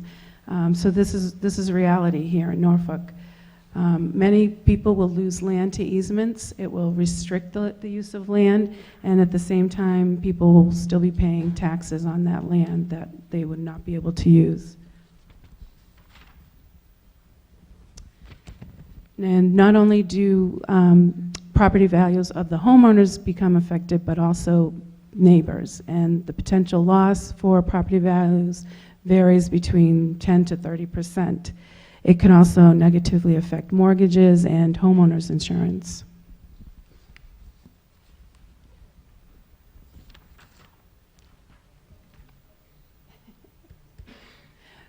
So some of the additional risks, damage to the property during construction, the potential for loss of lives, added risk to our first responders, and would make it very costly for our town as well. So this chart actually shows New England's seasonal demand for gas. The study was commissioned by the Conservation Law Foundation. The little red line that you see at the top left-hand corner is the small amount of gas that is needed during peak times, such as sort of the polar vortex winter that we had a few years back. The green horizontal line that you see, and everything below the green line shows the capacity for gas. So that white area that's under the line indicates the surplus gas that would be available, which we believe would be exported. So overall, what this chart is showing is that there would be massive amounts of unused capacity for 364 days of the year. And a great analogy of this that you may have heard, it's like putting an 8-lane highway through Martha's Vineyard just to deal with 4th of July traffic.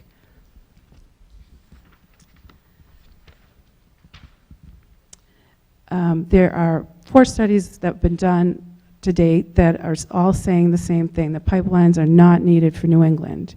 Each study has confirmed that pipelines are not the best way to meet our energy needs. There are much cleaner, safer, more cost-efficient ways to do what we need to do.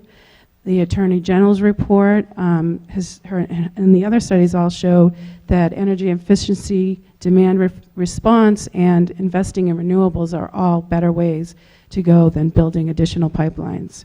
In fact, the Conservation Law Foundation said the problem is really more of a deliverability problem and not a capacity problem. We have plenty of gas, but we just maybe need to figure out how to move it better. Maximizing the use of the existing pipelines and infrastructures like the LNG facilities, storage facilities, is much more cost-effective solution than putting in more gas pipelines. So who's going to pay for all of this? Well, now that the Supreme Judicial Court ruled that the pipeline tax is illegal, Spectra is looking for other ways to fund the project. However, Eversource executives are still stating that they hope to find ways for electricity ratepayers to pay for the construction. So the cost is about $3 billion right now. So Spectra is still looking for ways to have us all pay for the project. This is actually took place about a year ago, just over a year ago. It was in a very rural area in Pennsylvania. I think there was only one home in the area. It's the same size pipeline that they plan to put in Norfolk, and it's by Spectra.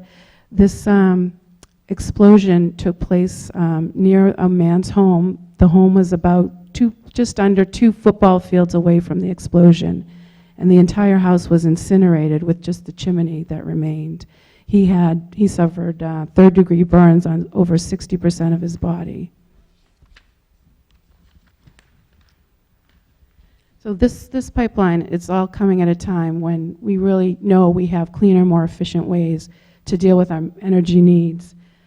I think it's just important to put our focus on our booming renewable energy market instead of putting more money into dirty fossil fuels.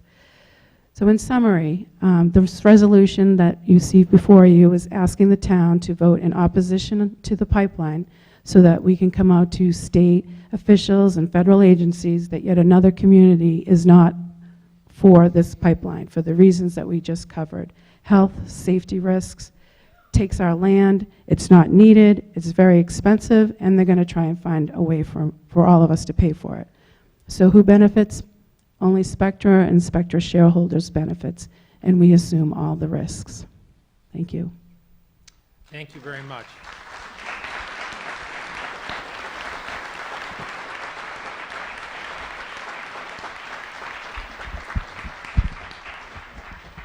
So thank you for a very informative presentation. Does anyone want to speak or add anything further? Sir?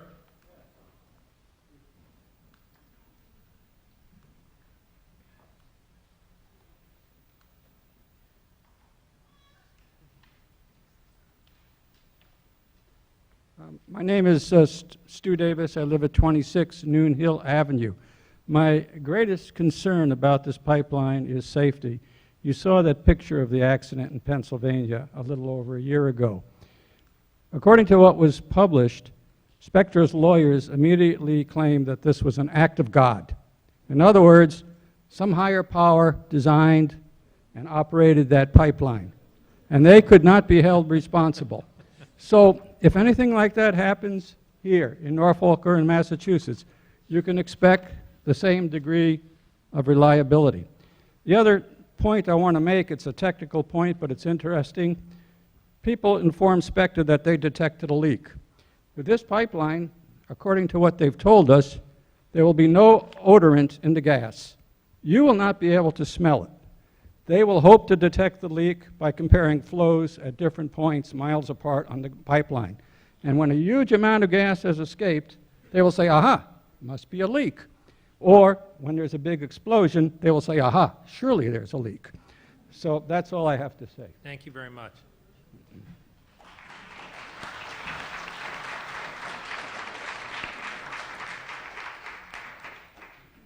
Anyone else?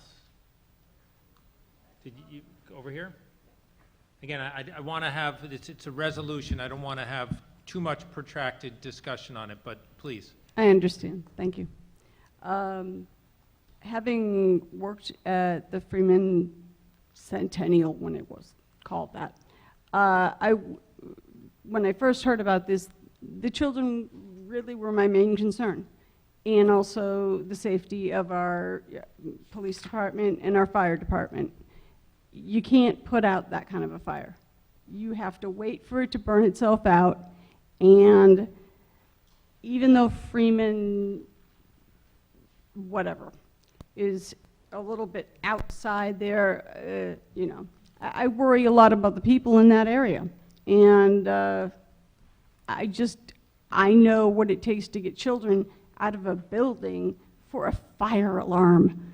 I can't imagine trying to move children that might have gotten hurt with something like this. So that's my concern. Thank you. Is the fire department, the police department, the children. Thank you very much.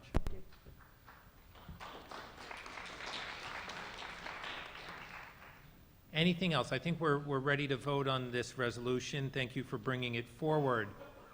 Again, the resolution seeks the town to essentially declare a position and notify its elected representatives and to urge continued opposition to the project. That's, in essence, what you'd be voting on if you vote in favor. All those in favor of the resolution, please say aye. Aye. All those opposed? Nay. It is a vote. Thank you.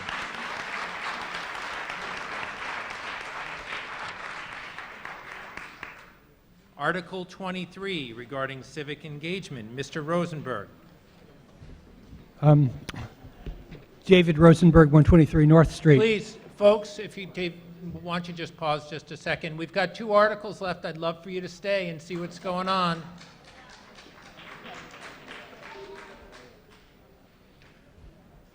Some of these people will be getting emails from me later. Yeah. Mr. Rosenberg. Mr. Moderator, I'd like to move Article 23 as printed in the warrant with the following changes. In the paragraph beginning with the word therefore, replace both occurrences of the word decisions with the word recommendations. As printed on the screen.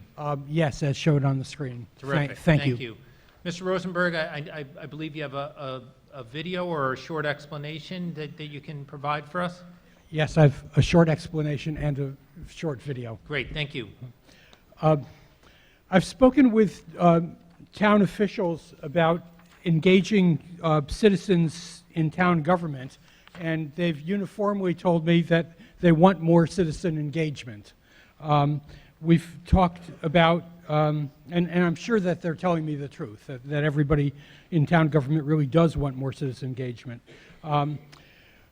We've talked about why citizens are not involved, and there are a bunch of reasons that they're not involved.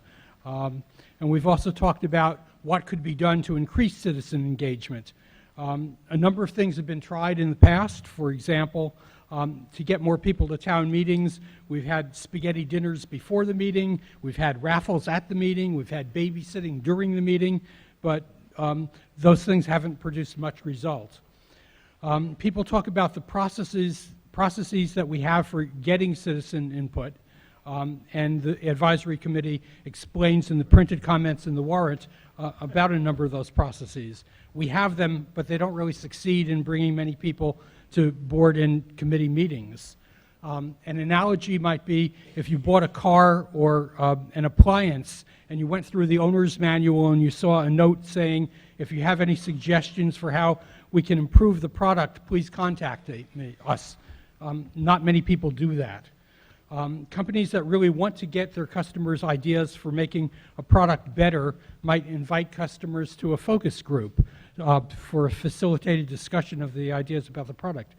There's a consulting company that helps product planners get useful information from customers. It replaces focus groups with a game they call Buy a Feature.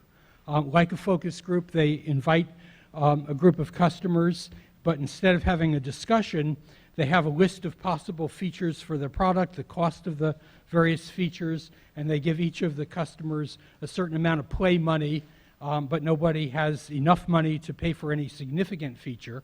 So the customers have to have a discussion about which features they want, why they want them, and how they would use them, and then they need to persuade other customers to pool their funds in order to get enough to pay for that feature. Which features the customers decide to buy is important information, but knowing why they wanted those features and how they would use them is even more important in understanding their customers. The same company modified the Buy a Feature game to become a budget game that they used successfully in a number of cities and towns around the world, most dramatically in San Jose, for which it was developed, and which, when San Jose was facing a significant budget deficit. The city managers proposed a list of new projects and increased services with the cost of each, and also a list of possible cost savings and potential revenue sources with the amount of money that could be saved or produced.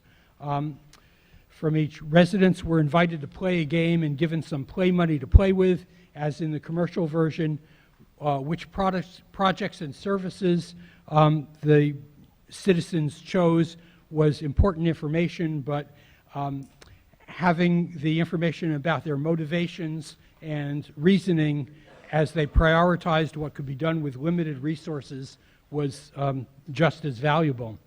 In San Jose, the results of the game was not a decision of the city. It was input to the city council, giving the councilors much deeper understanding. Mr. Rosenberg, and I hate to interrupt. I know you have a video too, and time is limited, and we're approaching 11 o'clock. I thought it was going to be a little presentation and a video, and I want to make sure you get your point across. But I thought, are we going to?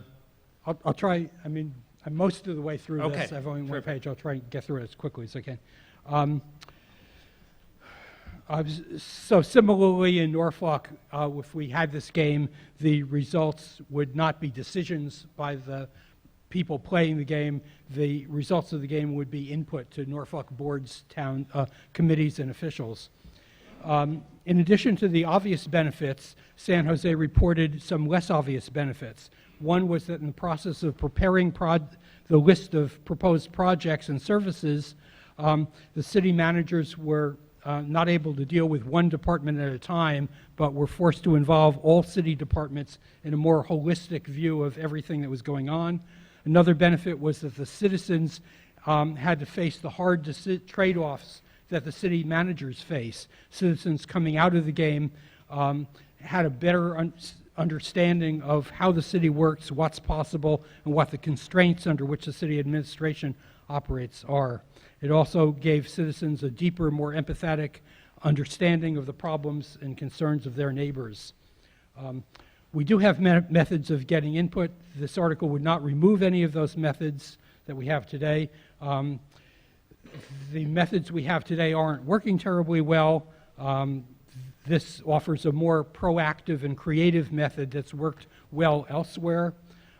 Norfolk hasn't done this before. This article asks us to give it a try. Some people think it wouldn't work in Norfolk, but what we're doing now isn't working very well. And this approach has worked well in other places. So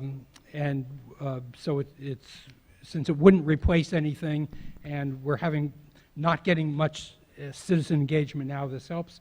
And the last point is that I've heard concerns expressed about a conflict with the open meeting law. I've had a discussion with the agency within the Attorney General's office about possible conflicts. They don't feel there was a conflict, but they also are happy to work with anybody in how to announce things, how to post notices in a way that don't present any problems. So that was the end of my remarks, and I do have a short video. Thank you. Before we get to the video, let me point out two things. One, this is a resolution. This is, again, no binding action on the town of Norfolk. Second, in terms of civic engagement, and I'm not trying to steal any thunder here, we had 261 people here tonight. That's a really good showing for this town. I think that civic engagement, and Mr. Rosenberg, to his credit, has been trying to promote this for a long time. I think we have great civic engagement, and I think it's only increasing. Thank you, everyone, for coming out and participating tonight. I think we have about 3 minutes and 30 seconds of video here. If people could stick around for this, and then we have one more article. We'll vote on this, and then we have one more article after that. So I think Jack has it queued up. This is part of our community-based budgeting process that I brought in when I became mayor, because I knew that we were going to have tough budget times, and when we get to the end of the process and the council has to make the hard decisions between services and all the other things that we have to do, that we wanted to have a great deal of confidence that our budget reflect the priorities and the values of our community. This game is not an intellectual exercise. It's not academic. It's real. And we're giving you some choices and things to work with, because those are the decisions that the council members have to work with. It's not 100% certain, but it's really important. So I thank you for engaging in this, and we appreciate this. The green sheet of paper represents items that you can fund if you have enough money. On the red sheet, you will see cost savings and revenue generating proposals. If your table unanimously agrees on a cost saving or revenue generating proposal, your facilitator will distribute that amount of money equally to each player. Once you have money in your hands, you can spend it as you see fit.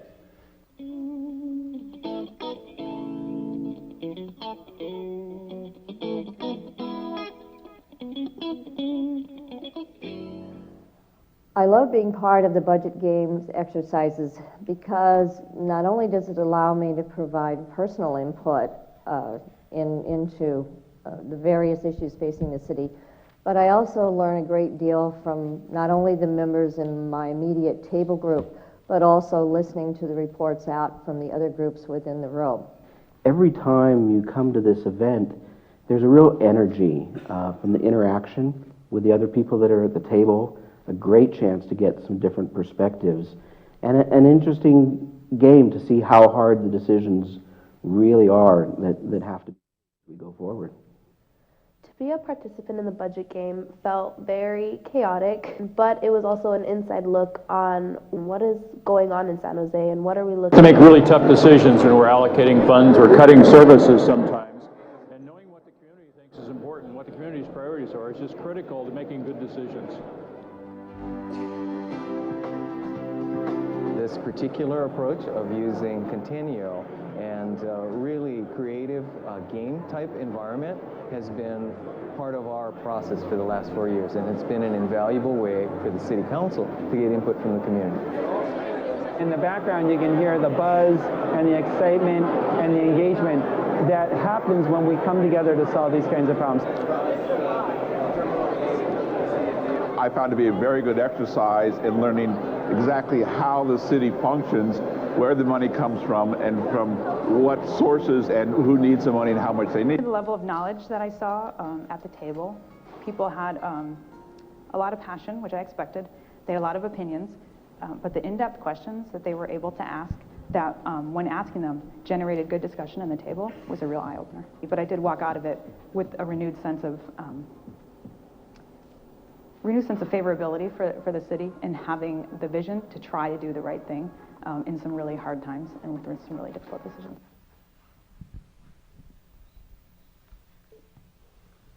That's it? That concludes the Thank video you. presentation. Does anyone have any questions or comments for, on Mr. Rosenberg's presentation? Seeing none, this is a resolution where Mr. Rosenberg is trying to promote more civic engagement, as he mentioned in his article. Mr. Rosenberg, last word, and then I was just going to clarify that this is a request to towns, Norfolk boards and committees to use a mechanism like this. Correct. A resolution requesting that the town move towards these types of activities to further civic engagement. All those in favor of the resolution, please signify by saying aye. Aye. All those opposed? Okay, folks, it is a resolution, but it is important to have a vote on it. Can I have a show of hands for the ayes, please? And could I have a show of hands for the noes, please? I think that the noes just outweigh the ayes here. I will have it counted by the tellers. It was close, but I think with a higher weight on the noes. I will count it if 7 people stand. I'm one person standing.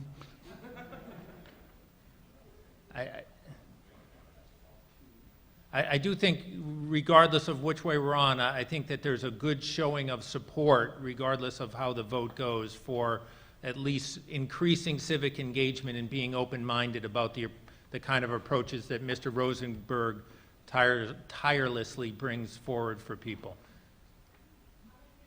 I need 7.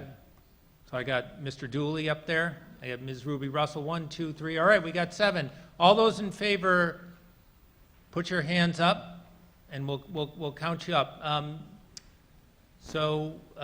Let's see, who can I get to count? Mr. Lutz, can you count all the hands that are up? There's enough of us. You can do it. You're asking for the whole thing? I am asking for the whole thing. Could you raise your hand, please? 1, 2. I apologize. Get them up. All those in favor, say aye.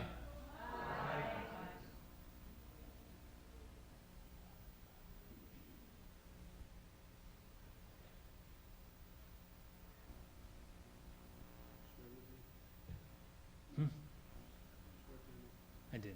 She's gone rogue. Yeah.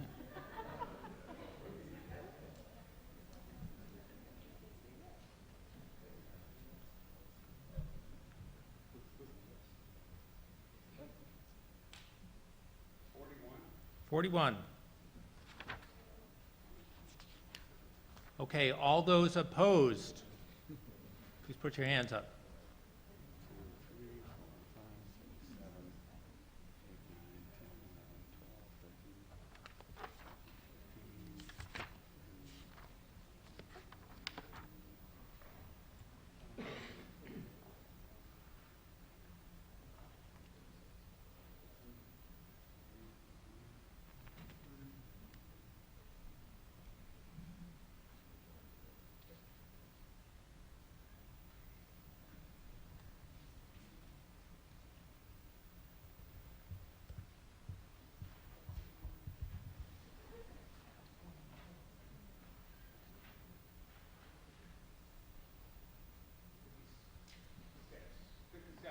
$57. Okay, so the noes have it.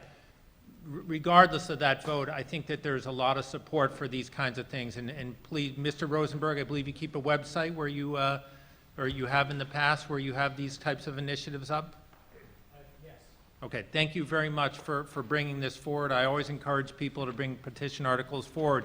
Before we get to our last article of the night, and we have one more, I did want to point out that the Historical Commission is selling some sweatshirts that are wonderful. B, could you stand up and show everyone your sweatshirt, please? B. Whitney, everybody, our model of the night. Support our Historical Commission, buy a sweatshirt. You can try and get a discount out of B. I tried, it didn't work. It's 35 bucks. Support our town. Okay, last article of the evening, Ms. Terrio.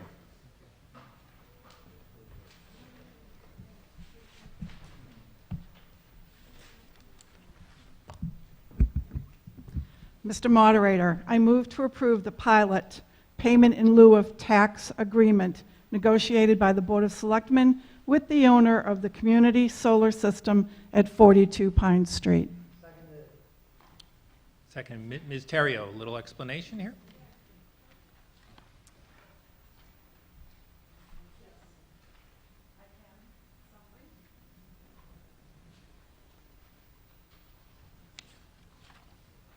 I'll ask Mr. Hathaway to jump in at any time if that's acceptable, Mr. Talman. Sure. This is a payment in lieu of taxes. The developer and the town have agreed to fix the value of taxable personal property located at 42 Pine Street with a depreciation factor of 5% every year on a fixed value of the property. The property we're talking about is Joffran. They have put solar panels on the top of their building. And this is an agreement in lieu of payment of property taxes to the town. This is considered a pilot agreement, a payment to the town in lieu of a tax assessment. Thank you. And just for clarification, we had contemplated, I believe, by the article, doing a pilot with a second agreement, or with a second project, but not quite come to pass yet, Mr. Hathaway? Correct. Correct. Anyone have any questions about this? Mr. Edwards?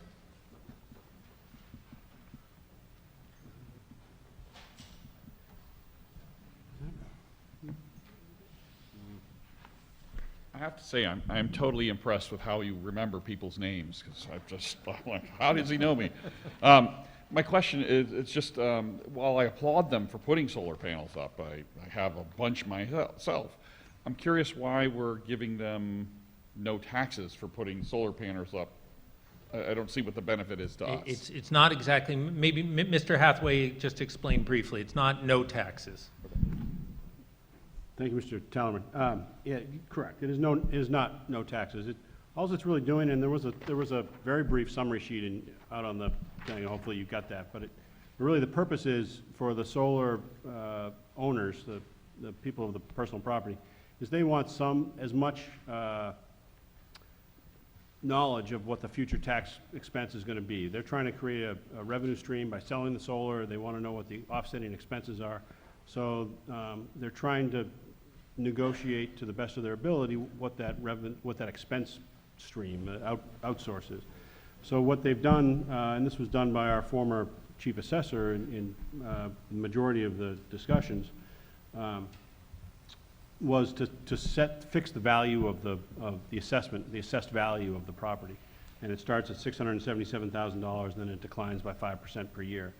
What the company wanted to do was then set the tax rate at the current tax rate.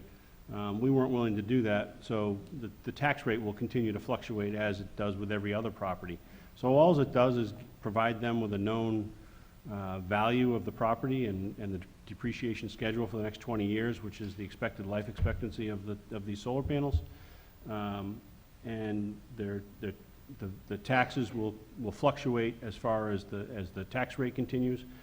So they will pay the same amount of taxes as if the assessors were going to tax them, but they just wanted that they wanted that knowledge that the assessed value of the property is at least set, so that the limitations, the amount that their taxes are going to fluctuate is limited as much as possible. Sorry, I rambled on, but it's the best I can do. Yeah. So they're paying taxes the same as if the assessors were going out every year and valuing their property. The difference is we know what the value of that property is, that they don't have to go out every year now. We know for the next 20 years what the value of that property is. Okay. The tax rate will continue to fluctuate. That makes much more sense. All right, that was a better one. Thank Thanks. you. Just strike that whole first answer.